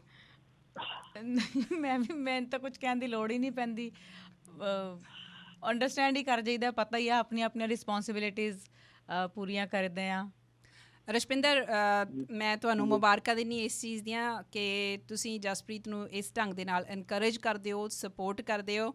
ਉਮੀਦ ਕਰਦੀ ਹਾਂ ਕਿ ਅੱਗੋਂ ਵੀ ਜਿਹੜੇ ਇਹਦੇ ਐਡਵੈਂਚਰਸ ਕੋਈ ਇਹ ਤੁਹਾਡੇ ਸਾਹਮਣੇ ਰੱਖੂਗੀ, ਉਹਦੇ ਵਿੱਚ ਵੀ ਸਪੋਰਟ ਤੁਹਾਡੀ ਹੋਏਗੀ। Thank you so much for calling in. ਹਾਂਜੀ, thank you ji, thank you very much, ਬਹੁਤ ਬਹੁਤ ਸ਼ੁਕਰੀਆ। ਬਾਏ। ਹਾਂਜੀ, ਸਰਪ੍ਰਾਈਜ਼ ਚੰਗਾ ਲੱਗਾ? ਯਾ ਮੈਂ ਸੋਚ ਵੀ ਨਹੀਂ ਸੀ ਸਕਦੀ ਕਿ ਉਹ ਕਾਲ ਰਿਸੀਵ ਕਰਨਗੇ ਜਾਂ ਬੋਲਣਗੇ ਵੀ ਕੁਝ ਮੈਨੂੰ ਇੱਦਾਂ, ਕਿਉਂਕਿ ਉਹਨਾਂ ਦਾ ਨੇਚਰ ਇੱਦਾਂ ਦਾ ਕਿ ਘੱਟ ਗੱਲ ਕਰਦੇ ਆ, ਬੋਲਣ ਵਾਲੀ ਜ਼ਿਆਦਾ ਮੈਂ ਹੀ ਹਾਂ। ਓਕੇ, ਸੋ ਮੈਨੂੰ ਮੇਰੇ ਵਾਸਤੇ ਬਹੁਤ ਵੱਡਾ ਸਰਪ੍ਰਾਈਜ਼ ਸੀਗਾ ਕਿ ਉਹ ਵੀ ਔਨ ਏਅਰ ਆ ਕੇ ਗੱਲ ਕਰ ਰਹੇ ਆ, ਲਾਈਕ ਵੈਰੀ ਬਿਗ ਸਰਪ੍ਰਾਈਜ਼, ਬਹੁਤ ਵਧੀਆ ਲੱਗਾ ਮੈਨੂੰ। ਜਸਪ੍ਰੀਤ, ਜਿਹੜੀ ਸਪੋਰਟ ਦੀ ਗੱਲ ਹੁੰਦੀ ਹੈ, ਫੈਮਿਲੀ ਦੀ ਸਪੋਰਟ ਬਹੁਤ ਇੰਪੋਰਟੈਂਟ ਹੁੰਦੀ ਹੈ, ਜਿਸ ਹਿਸਾਬ ਨਾਲ ਤੁਸੀਂ ਦੱਸਿਆ ਕਿ ਫੈਮਿਲੀ ਸਪੋਰਟ ਕਰ ਰਹੀ ਹੈਗੀ ਆ। ਹਾਂਜੀ, ਦੈਟਸ ਗ੍ਰੇਟ, ਪਰਫੈਕਟ, ਕਿਉਂਕਿ ਬਹੁਤੀ ਵਾਰੀ ਜਦੋਂ ਔਰਤਾਂ ਇਸ ਪ੍ਰੋਗਰਾਮ ਦੇ ਵਿੱਚ ਆਉਂਦੀਆਂ, ਕੁੜੀਆਂ ਇਸ ਪ੍ਰੋਗਰਾਮ ਦੇ ਵਿੱਚ ਆਉਂਦੀਆਂ, ਬਹੁਤ ਸਾਰੇ ਚੈਲੰਜਸ ਦੇ ਵਿੱਚੋਂ ਲੰਘ ਕੇ ਆਈਆਂ ਹੁੰਦੀਆਂ, ਪਰ ਇਹ ਹੈ ਕਿ ਹਮੇਸ਼ਾ ਇਹ ਗੱਲ ਹੁੰਦੀ ਹੈ ਕਿ ਜਿਹੜੀ ਘਰੋਂ ਜੇ ਸਪੋਰਟ ਹੈਗੀ ਆ, ਫਿਰ ਤੁਸੀਂ ਪੂਰੀ ਦੁਨੀਆ ਨਾਲ ਲੜ ਸਕਦੇ ਹੋ, ਤੁਸੀਂ ਜਿੱਥੇ ਮਰਜ਼ੀ ਖੜੇ ਹੋ ਸਕਦੇ ਹੋ। ਹਾਂਜੀ ਹਾਂਜੀ ਹਾਂਜੀ, ਹੁਣ ਵੀ ਮੇਰੇ ਮੰਮਾ ਦੇ ਨਾਲ ਕਰਕੇ ਹੀ ਮਤਲਬ ਉਹ ਮੇਰੇ ਬੱਚਿਆਂ ਦੀ ਟੇਕ ਕੇਅਰ ਕਰ ਲੈਂਦੇ ਆ, ਤਾਂ ਮੈਂ ਲੌਂਗ ਰਨ 'ਤੇ ਜਾ ਸਕਦੀ ਹਾਂ 4-5 ਡੇਜ਼ ਲਈ, ਕਿਉਂਕਿ ਅਸੀਂ ਦੋਨੋਂ ਹਸਬੈਂਡ ਵਾਈਫ 'ਚ ਜਾਂਦੇ ਹਾਂ ਤਾਂ ਬੱਚਿਆਂ ਨੂੰ ਲਾਈਕ ਉਹ ਤਾਂ 1 ਮਿੰਟ ਵੀ ਨਹੀਂ ਛੱਡ ਸਕਦੇ, ਪਰ ਅਸੀਂ ਇੰਨੀ ਦੇਰ ਲਈ 4-5 ਦਿਨਾਂ ਲਈ ਛੱਡਦੇ ਹਾਂ। ਸੋ ਮੈਨੂੰ ਉਹਨਾਂ ਦੀ ਬਹੁਤ ਵੱਡੀ ਹੈਲਪ ਆ, ਉਹਨਾਂ ਦੇ ਕਰਕੇ ਮੈਂ ਲਾਈਕ ਕਹਿ ਲਓ ਕੰਮ ਕਰ ਸਕਦੀ ਹਾਂ। ਜਿੰਨੇ ਦਿਨ ਲਈ ਵੀ ਜਾਂਦੇ ਹੋ, ਖਾਣਾ ਦਾਣਾ ਸਭ ਪੈਕ ਕਰਕੇ ਲਿਜਾਂਦੇ ਹੋ? ਉਹ ਸਭ ਮੇਰੇ ਮੰਮਾ ਬਹੁਤ ਵੱਡੀ ਹੈਲਪ ਕਰਦੇ ਆ, ਉਹ ਲਾਈਕ 5-6 ਦਿਨ ਦੇ ਆ, ਰੋਟੀ ਸਬਜ਼ੀ ਇਹ ਉਹ ਬਣਾ ਕੇ ਦਿੰਦੇ ਆ। ਔਰ ਪਲੱਸ ਮੇਰੇ ਦੂਸਰੇ ਮੰਮਾ ਜਿਹੜੇ ਮੇਰੇ ਮਦਰ ਇਨ ਲਾ ਆ, ਉਹ ਵੀ ਬਰਾਬਰ ਉੱਦਾਂ ਹੀ ਆ, ਕਿਉਂਕਿ ਉਹ ਇੰਡੀਆਨਾ 'ਚ ਰਹਿੰਦੇ ਆ। ਸੋ ਉੱਧਰੋਂ ਵੀ ਸਾਨੂੰ ਰੋਟੀਆਂ ਸਬਜ਼ੀਆਂ ਐਂਡ ਫੂਡ ਸਭ ਕੁਛ ਲਾਈਕ ਉੱਥੋਂ ਬਣਿਆ ਬਣਾਇਆ ਮਿਲ ਜਾਂਦਾ ਆ, ਇੱਧਰੋਂ ਮੇਰੇ ਮੰਮਾ ਵੀ ਦੇ ਦਿੰਦੇ ਆ। ਸੋ ਆਈ ਐਮ ਸੋ ਬਲੈਸਡ ਕਿ ਮੇਰੇ ਕੋਲ ਦੋਨੋਂ ਮਾਵਾਂ ਦਾ ਪਿਆਰ ਆ ਔਰ ਉਹਨਾਂ ਦੀਆਂ ਬਲੈਸਿੰਗਸ ਆ, ਔਰ ਉਹਨਾਂ ਦੀ ਕਿੰਨੀ ਵੱਡੀ ਸਪੋਰਟ ਆ। ਸਭ ਤੋਂ ਵੱਡੀ ਗੱਲ ਉਹ ਹੌਸਲਾ ਕਿੰਨਾ ਦਿੰਦੇ ਆ ਕਿ ਹਰ ਵਾਰੀ ਕਹਿਣਗੇ ਕਿ ਰੋਟੀ ਦੀ ਨਾ ਟੈਨਸ਼ਨ ਕਰੋ, ਬੱਚਿਆਂ ਦੀ ਨਾ ਟੈਨਸ਼ਨ ਕਰੋ, ਤੁਸੀਂ ਕੰਮ 'ਤੇ ਜਾਓ। ਸੋ ਉਹ ਮੇਰੇ ਵਾਸਤੇ ਬਹੁਤ ਜ਼ਿਆਦਾ ਵੱਡੀ ਲਾਈਕ ਮੈਂ ਆਪਣੇ ਆਪ ਨੂੰ ਬਲੈਸਡ ਫੀਲ ਕਰਦੀ ਹਾਂ। ਮੇਰੇ ਨਾਲ ਇਸ ਵੇਲੇ ਮੈਂ ਟੈਲੀਫੋਨ ਲਾਈਨ 'ਤੇ ਲੈ ਰਹੀ ਹਾਂ, ਸਾਡੇ ਇੱਥੇ ਯੂਨਾਈਟਿਡ ਟਰੱਕਰਜ਼ ਐਸੋਸੀਏਸ਼ਨ ਹੈ UTA, ਉਹਦੇ ਸਪੋਕਸਪਰਸਨ ਨੇ ਗਗਨ ਸਿੰਘ, ਜਿਹੜੇ ਕਿ ਟਰੱਕਰਜ਼ ਦੇ ਲਈ ਬਹੁਤ ਲੰਬੇ ਸਮੇਂ ਤੋਂ ਖੜੇ ਹੁੰਦੇ ਰਹੇ ਆ। ਟਰੱਕਰਜ਼ ਦੀਆਂ ਜਿਹੜੀਆਂ ਸਮੱਸਿਆਵਾਂ ਉਹ ਉਭਾਰ ਕੇ ਪੇਸ਼ ਕਰਦੇ ਰਹੇ ਆ, ਸਰਕਾਰ ਨਾਲ ਵੀ ਮੱਥਾ ਲਾਉਂਦੇ ਰਹਿੰਦੇ ਆ। ਅੱਜ ਮੇਰੇ ਨਾਲ ਨੇ, ਕੁਝ ਪਲਾਂ ਦੇ ਲਈ ਤੁਹਾਡੇ ਨਾਲ ਗੱਲਬਾਤ ਕਰਨਾ ਚਾਹੁੰਗੇ। ਹਾਂਜੀ ਗਗਨ ਜੀ, ਸਤਿ ਸ਼੍ਰੀ ਅਕਾਲ। ਸਤਿ ਸ਼੍ਰੀ ਅਕਾਲ ਭੈਣ ਜੀ। ਸਤਿ ਸ਼੍ਰੀ ਅਕਾਲ ਭੈਣ ਜੀ, ਸਮਾਂ ਦੇਣ ਲਈ ਬਹੁਤ ਬਹੁਤ ਸ਼ੁਕਰੀਆ ਜੀ। ਜੀ ਮੈਂ ਜੀ ਕਾਫੀ ਹਾਂਜੀ ਮੈਂ ਜੀ ਕਾਫੀ ਚਿਰ ਤੋਂ ਤੁਹਾਡੀ ਇੰਟਰਵਿਊ ਸੁਣਦਾ, ਗੱਲਬਾਤ ਸੁਣਦਾ। ਜਿਵੇਂ ਕਿਹਾ ਜਾਂਦਾ ਨਾ ਵੀ ਇੱਕ ਜ਼ਿੰਦਗੀ ਕੱਟਣੀ ਹੁੰਦੀ, ਇੱਕ ਜ਼ਿੰਦਗੀ ਮੰਨਣੀ ਹੁੰਦੀ ਆ। ਸੋ ਭੈਣ ਜੀ ਹੁਣ ਜੀ ਜੇ ਜੌਬ ਤੋਂ ਦੇਖੀਏ, ਜਿੰਨੇ ਵੀ ਬੰਦਿਆਂ ਨਾਲ ਮੈਂ ਇੰਡੀਵਿਜੂਅਲੀ ਗੱਲ ਕਰਦਾ ਹਾਂ ਨਾ, ਸ਼ਾਇਦ ਜਿਹੜੀ ਮੋਸਟਲੀ ਬੰਦੇ ਜਿਹੜੇ ਆ ਮੇਲ ਮੈਂਬਰ ਆ ਜ਼ਿਆਦਾ, ਉਹ ਜ਼ਿਆਦਾ ਆਪਣੇ ਕੰਮ ਤੋਂ ਖੁਸ਼ ਨਹੀਂ ਹੁੰਦੇ। ਪਰ ਭੈਣ ਜੀ ਹੁਣਾਂ ਦੀ ਆ ਸਾਰੀ ਅੱਜ ਦੀ ਇੰਟਰਵਿਊ ਨੇ ਸ਼ਾਇਦ ਸਾਨੂੰ ਇੱਕ ਹੋਰ ਐਨਕਰੇਜਮੈਂਟ ਦਿੱਤੀ ਆ ਬਈ ਨਹੀਂ ਬਈ ਅਸੀਂ ਸਹੀ ਪਾਸੇ ਵਾਲੇ ਬੰਦਿਆਂ ਦੀ ਹੀ ਹੈਲਪ ਕਰ ਰਹੇ ਹਾਂ। ਅਸੀਂ ਤਾਂ ਚਾਹੇ ਇੱਕ ਤਰ੍ਹਾਂ ਨਾਲ ਵਲੰਟੀਅਰ ਹੀ ਕਰ ਰਹੇ ਹਾਂ, ਪਰ ਜਦੋਂ ਇੱਦਾਂ ਦੀਆਂ ਸਟੋਰੀਜ਼ ਮਿਲਦੀਆਂ ਆ, ਜਿਵੇਂ ਭੈਣ ਜੀ ਹੁਣੀ ਇੰਨਾ ਪੜ੍ਹ ਲਿਖ ਕੇ ਇਸ ਇੰਡਸਟਰੀ ਦੇ ਵਿੱਚ ਆ, ਇਹ ਇੱਕ ਬਹੁਤ ਵੱਡੀ ਗੱਲ ਆ। ਉਸ ਤੋਂ ਅੱਗੇ ਜੇ ਇੱਕ ਹੋਰ ਚੀਜ਼ ਭੈਣ ਜੀ ਮੈਂ ਐਡ ਔਨ ਕਰਦਾ, ਇਹਨੂੰ ਪਿਛਲੇ 15-20 ਸਾਲਾਂ ਦੇ ਵਿੱਚ ਨਾ ਬਹੁਤ ਡੀਗ੍ਰੇਡ ਜਿਹਾ ਕਰ ਦਿੱਤਾ। ਪਰ ਕੋਈ ਟਾਈਮ ਹੁੰਦਾ ਸੀਗਾ, ਈਵਨ ਜੇ ਅਮਰੀਕਾ ਦੇ ਵਿੱਚ ਭੈਣ ਜੀ ਹੁਣੀ ਵੀ ਦੇਖਦੇ ਹੋਣਗੇ, ਉਧਰ ਟਰੱਕਰਸ ਦੀ ਇੱਥੇ ਨਾਲੋਂ ਵੱਧ ਰਿਸਪੈਕਟ ਆ। ਸੋ ਉਹ ਚੀਜ਼ ਕਰਕੇ ਮੈਂ ਭੈਣ ਜੀ ਨੂੰ ਜ਼ਰੂਰ ਇੱਕ ਬੇਨਤੀ ਕਰੂੰਗਾ ਤੁਹਾਡੇ ਮਾਧਿਅਮ ਰਾਹੀਂ, ਕਿਉਂਕਿ ਭੈਣ ਜੀ ਹੁਣੀ ਪੜ੍ਹੇ ਲਿਖੇ ਆ, ਕੁਛ ਨਾ ਕੁਛ ਲਿਖਿਆ ਕਰਨ ਵੀ ਜਿਹੜਾ ਜੇ ਹੁਣ ਮੈਂ ਆਪ ਅੱਜ ਸੋਚਦਾ ਵੀ ਜੇ ਆ 1 ਘੰਟੇ ਦੀ ਇੰਟਰਵਿਊ ਦੇ ਵਿੱਚੋਂ ਇੰਨੀਆਂ ਪੋਜ਼ਿਟਿਵ ਵਾਈਬਸ ਨਿਕਲੀਆਂ, ਜੇ ਭੈਣ ਜੀ ਹੁਣੀ ਕੁਛ ਲਿਖਣਗੇ ਆਪਣੇ ਬਾਰੇ, ਇਸ ਪ੍ਰੋਫੈਸ਼ਨ ਦੇ ਬਾਰੇ, ਇਕੱਲਾ ਇਹਨਾਂ ਨੂੰ ਨਹੀਂ ਜਾਂ ਇੰਡਸਟਰੀ ਨੂੰ ਨਹੀਂ, ਜਿਹੜੇ ਹੋਰ ਟਰੱਕਰਸ ਆ, ਚਾਹੇ ਉਹ ਮੇਲਸ ਆ ਚਾਹੇ ਉਹ ਫੀਮੇਲਸ ਆ, ਉਹਨਾਂ ਨੂੰ ਬਹੁਤ ਜ਼ਿਆਦਾ ਐਨਕਰੇਜਮੈਂਟ ਮਿਲੂਗੀ। ਰਿਕੁਐਸਟ ਆ ਭੈਣ ਜੀ, ਕਿਉਂਕਿ ਇਸ ਇੰਡਸਟਰੀ ਦੇ ਵਿੱਚ ਲਿਖਣੇ ਵਾਲੇ ਬਹੁਤ ਘੱਟ ਆ। ਜੇ ਕੋਈ ਲਿਖਦਾ ਵੀ ਆ, ਉਹ ਸੁਹਿਰਦ ਹੋ ਕੇ ਨਹੀਂ, ਸਿਰਫ ਹਾਸੇ ਮਖੌਲ ਦੇ ਵਿੱਚ ਜਾਂ ਕੁਛ ਇਹੋ ਜਿਹੀਆਂ ਗੱਲਾਂ ਤਾਂ ਵੱਖਰੀਆਂ ਲਿਖੀਆਂ ਜਾਂਦੀਆਂ। ਪਰ ਆਉਣ ਵਾਲੇ ਸਮੇਂ ਦੇ ਵਿੱਚ ਅਸੀਂ ਖੁਦ ਇੱਕ ਡਾਕੂਮੈਂਟਰੀ ਟਾਈਪ ਇੱਕ ਕ੍ਰੀਏਟ ਕਰ ਰਹੇ ਹਾਂ ਵੀ ਜਿਹਦੇ ਵਿੱਚ ਕੈਨੇਡੀਅਨ ਟਰੱਕਿੰਗ ਦੇ ਬਾਰੇ ਅਸੀਂ ਜ਼ਰੂਰ ਉਹਨੂੰ ਡਾਕੂਮੈਂਟ ਕਰੀਏ, ਤੇ ਜੋ ਚੀਜ਼ਾਂ ਅਸੀਂ ਗਵਰਨਮੈਂਟ ਨੂੰ ਸ਼ਾਇਦ ਲਿਖਤੀ ਰੂਪ ਦੇ ਵਿੱਚ ਨਹੀਂ ਉਹ ਸਮਝ ਸਕੇ, ਉਹਨੂੰ ਇਨ ਡਾਕੂਮੈਂਟਰੀ ਟਾਈਪ ਅਸੀਂ ਦੱਸ ਸਕੀਏ ਵੀ ਸਾਡੀਆਂ ਕੀ ਮੁਸ਼ਕਿਲਾਂ ਤੇ ਕਿੰਨੀ ਹਾਰਡ ਜੌਬ ਆ ਇਹ, ਜਿਹਨੂੰ ਭੈਣ ਜੀ ਨੇ ਬਹੁਤ ਇੱਕ ਖਿੜੇ ਮੱਥੇ ਪ੍ਰਵਾਨ ਕਰਕੇ ਉਹਨਾਂ ਨੇ ਹੁਣ ਤੱਕ ਜਿੰਨੇ ਚਿਰ ਦੀ ਮੈਂ ਇਹਨਾਂ ਦੀ ਗੱਲ ਸੁਣੀ ਆ, ਹਾਲੇ ਤੱਕ ਵੀ ਇੱਕ ਵੀ ਨੈਗੇਟਿਵ ਥਾਟ ਨਹੀਂ ਮੈਂ ਇਹਨਾਂ ਦੇ ਕੋਲੋਂ ਸੁਣਿਆ, not even a single. Gagan ji ਬਿਲਕੁਲ ਤੁਹਾਡੀ ਇਹ ਗੱਲ ਨਾਲ ਮੈਂ ਵੀ ਸਹਿਮਤ ਹਾਂ, ਕਿਉਂਕਿ ਪਰਸਨੈਲਿਟੀ 'ਤੇ ਵੀ ਡਿਪੈਂਡ ਕਰਦਾ ਹੁੰਦਾ। ਜਸਪ੍ਰੀਤ ਦੀ ਜਿਹੜੀ ਪਰਸਨੈਲਿਟੀ ਆ ਉਹ ਇਸੇ ਤਰ੍ਹਾਂ ਦੀ ਪਰਸਨੈਲਿਟੀ ਆ। ਇੰਨੇ ਕੰਮ ਕੀਤੇ, ਮੈਂ ਇਹੀ ਪੁੱਛਣ ਵਾਲੀ ਸੀ ਕਿ ਹੁਣ ਟਰੱਕਿੰਗ ਦੇ ਵਿੱਚ ਟਿਕਣਾ ਜਾਂ ਹਾਲੇ ਵੀ ਕੁਝ ਹੋਰ ਅਗਾਂਹ ਕਰਨਾ, ਮੈਂ ਜ਼ਰੂਰ ਪੁੱਛਾਂਗੀ। ਬਾਕੀ ਜਿਹੜੀ ਤੁਹਾਡੀ ਸੁਜੈਸ਼ਨ ਆ ਕਿ ਕੁਝ ਲਿਖਿਆ ਜਾਣਾ ਚਾਹੀਦਾ, ਅੱਜ ਮੇਰਾ ਫੇਸਬੁੱਕ 'ਤੇ ਸਟੇਟਸ ਦੇਖ ਕੇ ਅੱਜ ਆਪਣੇ ਕਹਾਣੀਕਾਰ ਨੇ ਹਰਪ੍ਰੀਤ ਸੇਖਾ, ਜਿਨ੍ਹਾਂ ਨੇ ਟਰੱਕਰਸ ਦੀ ਜ਼ਿੰਦਗੀ ਦੇ ਉੱਤੇ ਇੱਕ ਨਾਵਲ ਲਿਖਿਆ, ਸ਼ਾਇਦ ਤੁਹਾਡੇ ਹੱਥੋਂ ਨਾਵਲ ਆਇਆ ਹੋਏਗਾ, ਮੈਂ ਜ਼ਰੂਰ ਪੜ੍ਹਿਆ, ਹਨੇਰੇ ਰਾਹ। ਉਹ ਟਰੱਕਰਸ ਬਾਰੇ ਹੀ ਹੈ, ਅਤੇ ਉਹਨਾਂ ਦਾ ਅੱਜ ਖਾਸ ਕਰਕੇ ਮੈਸੇਜ ਆਇਆ ਕਿ ਜਸਪ੍ਰੀਤ ਉਹਨਾਂ ਨੂੰ ਕਹੋ ਕਿ ਆਪਣਾ ਡੇਲੀ ਜਰਨਲ ਜ਼ਰੂਰ ਲਿਖਣ ਆਪਣੇ ਟਰੱਕਿੰਗ ਦੇ ਨਾਲ ਸੰਬੰਧਿਤ। ਤੁਸੀਂ ਦੂਸਰੇ ਪਰਸਨ ਹੋ ਜਿਨ੍ਹਾਂ ਨੇ ਇਹ ਸੁਝਾਅ ਦਿੱਤਾ ਜਸਪ੍ਰੀਤ। ਸ਼ੋਰ ਮੈਨੂੰ ਵੀ ਇਹ ਗੱਲ ਚੰਗੀ ਲੱਗੀ। ਮੈਂ ਹੁਣ ਜਦੋਂ ਵਕੇਸ਼ਨ ਤੋਂ ਬਾਅਦ ਟਰੱਕਿੰਗ ਸਟਾਰਟ ਕਰਨੀ ਦੁਬਾਰਾ, ਅਤੇ ਮੈਂ ਇਹ ਗੱਲ ਧਿਆਨ 'ਚ ਰੱਖਾਂਗੀ ਜ਼ਰੂਰ, ਔਰ ਲਿਖਣਾ ਵੀ ਜ਼ਰੂਰ ਸਟਾਰਟ ਕਰਾਂਗੀ। ਠੀਕ ਹੈ ਗਗਨ ਜੀ, ਬਹੁਤ ਬਹੁਤ ਸ਼ੁਕਰੀਆ ਤੁਹਾਡਾ, ਥੈਂਕ ਯੂ ਸੋ ਮਚ। ਸ਼ੁਕਰੀਆ ਭੈਣ ਜੀ ਸਮਾਂ ਦੇਣ ਦੇ ਲਈ। ਓਕੇ ਜੀ। ਹਾਂਜੀ, ਕਿੱਦਾਂ ਮਹਿਸੂਸ ਹੋ ਰਿਹਾ? ਨਹੀਂ ਮੈਨੂੰ ਉਹਨਾਂ ਦਾ ਸੁਜੈਸ਼ਨ ਬਹੁਤ ਵਧੀਆ ਲੱਗਾ, ਲਿਖਣਾ ਚਾਹੀਦਾ ਆ, ਐਵੇਂ ਘੋਲੀ ਕਰ ਦਿੱਤੀ। ਪਹਿਲਾਂ ਕਾਲਜ ਟਾਈਮ 'ਤੇ ਤਾਂ ਲਿਖਦੇ ਹੁੰਦੇ ਸੀਗੇ, ਪੋਇਟਰੀ ਵਗੈਰਾ ਵੀ ਕਰ ਲੈਣੀ, ਉਦੋਂ ਤਾਂ ਇਮੋਸ਼ਨਲ ਪੋਇਟਰੀਜ਼ ਵੀ ਕਰ ਲੈਣੀਆਂ ਮਾਂ ਦੇ ਉੱਤੇ ਜਾਂ ਫਰੈਂਡਸ ਦੇ ਵਿਛੜਨ ਦੇ ਉੱਤੇ, ਕਿਉਂਕਿ ਜਿੱਦਾਂ ਸਿਚੁਏਸ਼ਨਸ ਚੱਲਦੀਆਂ ਹੋਣ। ਸੋ ਮੇਰੇ ਦਿਮਾਗ 'ਚ ਕਦੀ ਖਿਆਲ ਹੀ ਨਹੀਂ ਆਇਆ ਕਿ ਮੈਂ ਹੁਣ ਵੀ ਲਿਖਾਂ, ਪਰ ਆਈ ਥਿੰਕ ਯਾ ਮੇਰੇ ਕੋਲ ਐਬਿਲਿਟੀ ਹੈਗੀ ਆ ਕਿ ਮੈਂ ਕੁਝ ਲਿਖ ਸਕਦੀ ਹਾਂ। ਸੋ ਆਈ ਵਿਲ ਟਰਾਈ। ਬਿਲਕੁਲ, ਆਪਣੀ ਜਿਹੜੀ ਕ੍ਰੀਏਟੀਵਿਟੀ ਹੈ ਤੁਹਾਨੂੰ ਉਹਨੂੰ ਵੀ ਰੀਅਲਾਈਜ਼ ਕਰਨਾ ਚਾਹੀਦਾ। ਹਾਂਜੀ। ਹੁਣ ਉਹ ਸਵਾਲ ਜਿਹੜਾ ਮੈਂ ਥੋੜ੍ਹੀ ਦੇਰ ਪਹਿਲਾਂ ਕਰਕੇ ਹਟੀ ਹਾਂ ਕਿ ਟਰੱਕਿੰਗ ਦੇ ਵਿੱਚ ਹੀ ਟਿਕੇ ਰਹਿਣਾ ਚਾਹੁੰਦੇ ਹੋ ਜਾਂ ਕੁਝ ਹੋਰ ਅਗਾਂਹ ਕਰਨਾ ਚਾਹੁੰਦੇ ਹੋ? ਬਹੁਤ ਸਾਰੀਆਂ ਜੌਬਸ ਚੇਂਜ ਕਰਕੇ ਦੇਖ ਲਈਆਂ, ਜਿਹੜੀ ਸੈਟਿਸਫੈਕਸ਼ਨ ਹੈ ਉਹ ਟਰੱਕਿੰਗ 'ਚ ਹੀ ਮਿਲੀ ਹੈ। ਰੀਅਲੀ? ਯਾ ਉਹ ਬਹੁਤ ਜ਼ਿਆਦਾ ਸੈਟਿਸਫੈਕਸ਼ਨ ਮਿਲੀ ਹੈ। ਕਿਹੜੀ ਚੀਜ਼ ਆ ਜਿਹੜੀ ਤੁਹਾਨੂੰ ਟਰੱਕਿੰਗ ਦੇ ਵਿੱਚ ਇੰਨੀ ਜ਼ਿਆਦਾ ਅਟਰੈਕਟਿਵ ਲੱਗੀ ਆ ਜਾਂ ਤੁਸੀਂ ਇਸ ਜੌਬ ਦੇ ਵਿੱਚ ਖੁਸ਼ ਹੈਗੇ ਹੋ? ਦੇਖੋ, ਪ੍ਰੋਬਲਮਸ ਤਾਂ ਹਰੇਕ ਜੌਬ 'ਚ ਹੀ ਆਉਂਦੀਆਂ। ਨਥਿੰਗ ਇਜ਼ ਈਜ਼ੀ, ਪਰ ਇਹਦੇ ਵਿੱਚ ਇਹ ਆ ਕਿ ਆਰਾਮ ਨਾਲ ਤਾਂ ਨਹੀਂ, ਪਰ ਲਾਈਕ ਵਧੀਆ ਵਿਊਜ਼ ਦੇਖਣ ਨੂੰ ਮਿਲਦੇ ਆ, ਡਿਫਰੈਂਟ ਪਲੇਸਿਸ 'ਤੇ ਤੁਸੀਂ ਵਿਜ਼ਿਟ ਕਰਦੇ ਆ। ਸੋ ਜਿਹਨੂੰ ਘੁੰਮਣ ਫਿਰਨ ਦਾ ਸ਼ੌਂਕ ਆ ਉਹ ਤਾਂ ਫॉर श्योर ਟਰੱਕਿੰਗ ਹੀ ਕਰੇਗਾ। ਔਰ ਰਿਲੈਕਸਿੰਗ ਆ ਡਰਾਈਵਿੰਗ, ਔਰ ਤੁਹਾਡੇ ਕੋਲ ਇਨਫ ਟਾਈਮ ਹੁੰਦਾ। ਤੁਸੀਂ ਜਿੱਦਾਂ ਮੈਂ ਤੁਹਾਡਾ ਰੇਡੀਓ ਜਿਹੜਾ ਸ਼ੋ ਹੈ ਉਹ ਆਲਵੇਜ਼ ਟਰੱਕ 'ਤੇ ਹੀ ਸੁਣਦੀ ਹਾਂ। ਸੋ ਮੇਰੇ ਕੋਲ ਟਾਈਮ ਹੁੰਦਾ ਕਿ ਮੈਂ ਜੋ ਚਾਹਵਾਂ ਉਹ ਸੁਣ ਸਕਦੀ ਹਾਂ, ਫੋਨ 'ਤੇ ਗੱਲ ਕਰ ਸਕਦੀ ਹਾਂ ਆਪਣੇ ਰਿਲੇਟਿਵਸ ਨਾਲ, ਫਰੈਂਡਸ ਨਾਲ।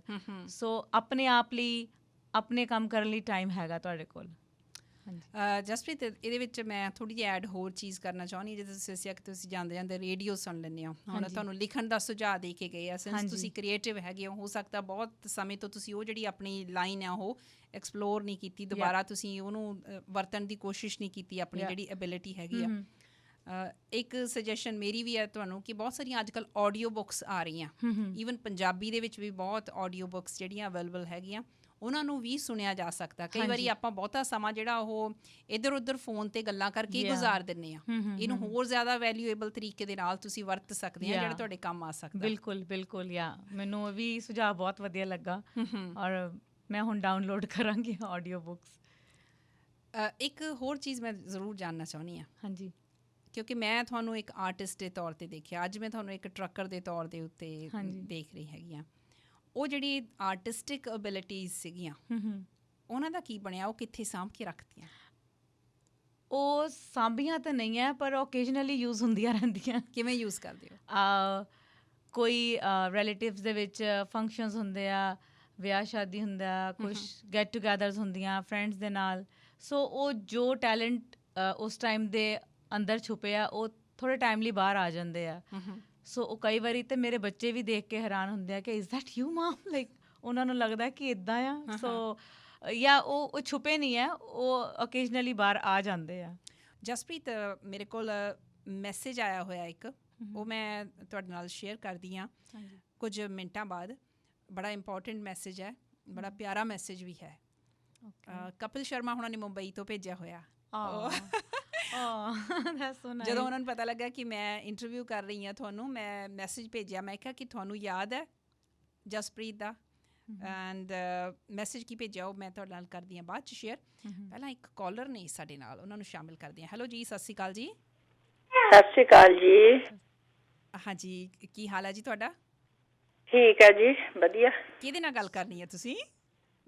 ਹਾਂਜੀ, ਕਿਹਦੇ ਨਾਲ ਗੱਲ ਕਰਨੀ ਹੈ ਤੁਸੀਂ? ਜਿਹੜੇ ਤੁਹਾਡੇ ਕੋਲ ਇੱਥੇ ਉਹਨਾਂ ਨੂੰ ਪੁੱਛੋ। ਮੰਮੀ ਸਤਿ ਸ਼੍ਰੀ ਅਕਾਲ। ਸਤਿ ਸ਼੍ਰੀ ਅਕਾਲ। ਹਾਂਜੀ ਠੀਕ ਹੈ। ਸੈਰਾਂ ਹੋ ਰਹੀਆਂ ਹੈ? ਹਾਂਜੀ ਹਾਂਜੀ, ਮੈਂ ਤਾਂ ਦੱਸਿਆ ਵੀ ਨਹੀਂ ਸੀਗਾ ਮੈਨੂੰ ਲੱਗਦਾ ਮੰਮੀ ਨੂੰ ਕਿ ਮੇਰੀ ਇੰਟਰਵਿਊ ਹੋਣੀ ਹੈ। ਏਦਾਂ ਚੋਰੀਆਂ ਫੜ ਹੋ ਜਾਂਦੀਆਂ ਪਤਾ। ਜਗਦੀਸ਼ ਕੌਰ ਢਿੱਲੋਂ ਜੀ, ਜਸਪ੍ਰੀਤ ਦੇ ਮਦਰ ਇਨ ਲਾਅ, ਇਸ ਵੇਲੇ ਸਾਡੇ ਨਾਲ ਇੰਡੀਆਨਾ ਤੋਂ ਜੁੜੇ ਨੇ। ਜਗਦੀਸ਼ ਜੀ, ਆਪਣੀ ਨੂੰਹ ਬਾਰੇ ਕੀ ਕਹਿਣਾ? ਨੂੰਹ ਬਾਰੇ ਜੀ ਬਹੁਤ ਵਧੀਆ ਆ, ਇਹ ਬਹੁਤ ਨਾਈਸ ਆ, ਬੜੀ ਪਿਆਰ ਵਾਲੀ ਆ, ਹੱਸਮੁਖ ਆ। ਇਹ ਜਦੋਂ ਦੀ ਸਾਡੇ ਘਰ ਚ ਆਈ ਆ ਬਹੁਤ ਸਾਰਿਆਂ ਨੂੰ ਖੁਸ਼ ਰੱਖਦੀ ਆ। ਅੱਛਾ, ਵਧੀਆ, ਆਪਣੀ ਰਿਸਪੌਂਸੀਬਲ ਬਹੁਤ ਆ, ਸਾਰਿਆਂ ਨਾਲ ਪਿਆਰ ਨਾਲ ਰਹਿੰਦੀ ਆ। ਜਦੋਂ ਟਰੱਕ ਦੇ ਸਫ਼ਰ ਤੇ ਜਾਂਦੀ ਆ, ਦੱਸੋ, ਟਰੱਕ ਦੇ ਸਫ਼ਰ ਤੇ ਜਾਂਦੀ ਹੈ, ਮਗਰੋਂ ਫਿਕਰ ਤੇ ਨਹੀਂ ਹੁੰਦਾ ਤੁਹਾਨੂੰ ਵਿਸ਼ਵਾਸ ਹੈਗਾ ਪੂਰਾ ਨੂੰਹ ਦੇ ਉੱਤੇ? ਹਾਂਜੀ ਹਾਂਜੀ, ਬਹੁਤ ਵਿਸ਼ਵਾਸ ਤਾਂ ਬਹੁਤ ਆ। ਵੈਸੇ ਉਦਾਂ ਵਾਹਿਗੁਰੂ ਮੂਹਰੇ ਅਰਦਾਸ ਹੀ ਕਰੀਦੀ ਆ ਕਿ ਬੱਚੇ ਟਰੱਕ ਤੇ ਜਾ ਰਹੇ ਆ, ਠੀਕ ਠਾਕ ਰਹਿਣ, ਬਸ ਇਹੀ ਅਰਦਾਸ ਕਰੀਦੀ ਆ। ਬੱਚਿਆਂ ਦੀ ਮਾਂ ਆ, ਇਹ ਰਹਿੰਦਾ ਕਿ ਆਪਣੇ ਬੱਚਿਆਂ ਵਿੱਚ ਠੀਕ ਠਾਕ ਰਵੇ, ਹਨਾ, ਘਰ ਆਵੇ ਟਰੱਕ ਚਲਾ ਕੇ ਫਿਰ ਆਪਣੇ ਬੱਚਿਆਂ ਨੂੰ ਦੇਖੇ। ਵੈਸੇ ਉਹਦਾ ਵਿਸ਼ਵਾਸ ਆ ਬਹੁਤ ਸਾਨੂੰ ਆਪਣੇ ਬੱਚਿਆਂ ਤੇ। ਹਾਂਜੀ, ਹੋਰ ਕੀ ਕਹਿਣਾ ਚਾਹੁੰਦੇ ਹੋ? ਜਸਪ੍ਰੀਤ ਦੀ ਗੱਲਬਾਤ ਤੁਸੀਂ ਸੁਣ ਰਹੇ ਹੋ ਇਸ ਵੇਲੇ? ਹਾਂਜੀ, ਜਸਪ੍ਰੀਤ ਦੀਆਂ ਗੱਲਾਂ ਬਾਤਾਂ ਤੁਸੀਂ ਰੇਡੀਓ ਤੇ ਸੁਣ ਰਹੇ ਸੀ ਇਸ ਵੇਲੇ? ਹਾਂਜੀ ਹਾਂਜੀ, ਸੁਣੀਆਂ ਜੀ, ਸੁਣੀਆਂ। ਜਸਪ੍ਰੀਤ ਬਹੁਤ ਨਾਈਸ ਵੇ। ਅਸੀਂ ਤਾਂ, ਮੈਂ ਤਾਂ ਹੁਣ ਉਹਦੀ ਕੋਈ ਬੁਰਾਈ ਨਹੀਂ ਹੈਗੀ, ਸਾਰੀਆਂ ਸਿਫਤਾਂ ਹੀ ਆ। ਬਹੁਤ ਸਾਡੇ ਨਾਲ ਵੀ ਬਹੁਤ ਪਿਆਰ ਨਾਲ, ਸਾਡੀਆਂ ਰਿਸਪੋਂਸੀਬਿਲਿਟੀਆਂ ਵੀ ਸਾਡੀਆਂ ਵੀ ਸਮਝਦੀ ਆ, ਆਪਣੇ ਪਰਿਵਾਰ ਦੀਆਂ ਬੱਚਿਆਂ ਦੀਆਂ ਵੀ ਸਮਝਦੀ ਆ। ਵੈਸੇ ਮੇਰੇ ਰਿਲੇਟਿਵ ਆ, ਮੇਰੇ ਸਿਸਟਰ ਆ, ਬ੍ਰਦਰ ਆ, ਮੇਰੇ ਮਦਰ ਮੇਰੀ ਹੈਗੇ, ਉਹਨਾਂ ਨੂੰ ਫੋਨ ਕਰਦੀ ਆ ਜ਼ਰੂਰ, ਮਹੀਨੇ 'ਚ 2 ਵਾਰੀ ਚਾਹੇ ਕਰੇ, ਜ਼ਰੂਰ ਕਰਦੀ ਆ। ਅੱਛਾ, ਬਹੁਤ ਹੈਪੀ ਆ ਸਾਰੇ ਇਹਦੇ ਤੋਂ ਵੀ।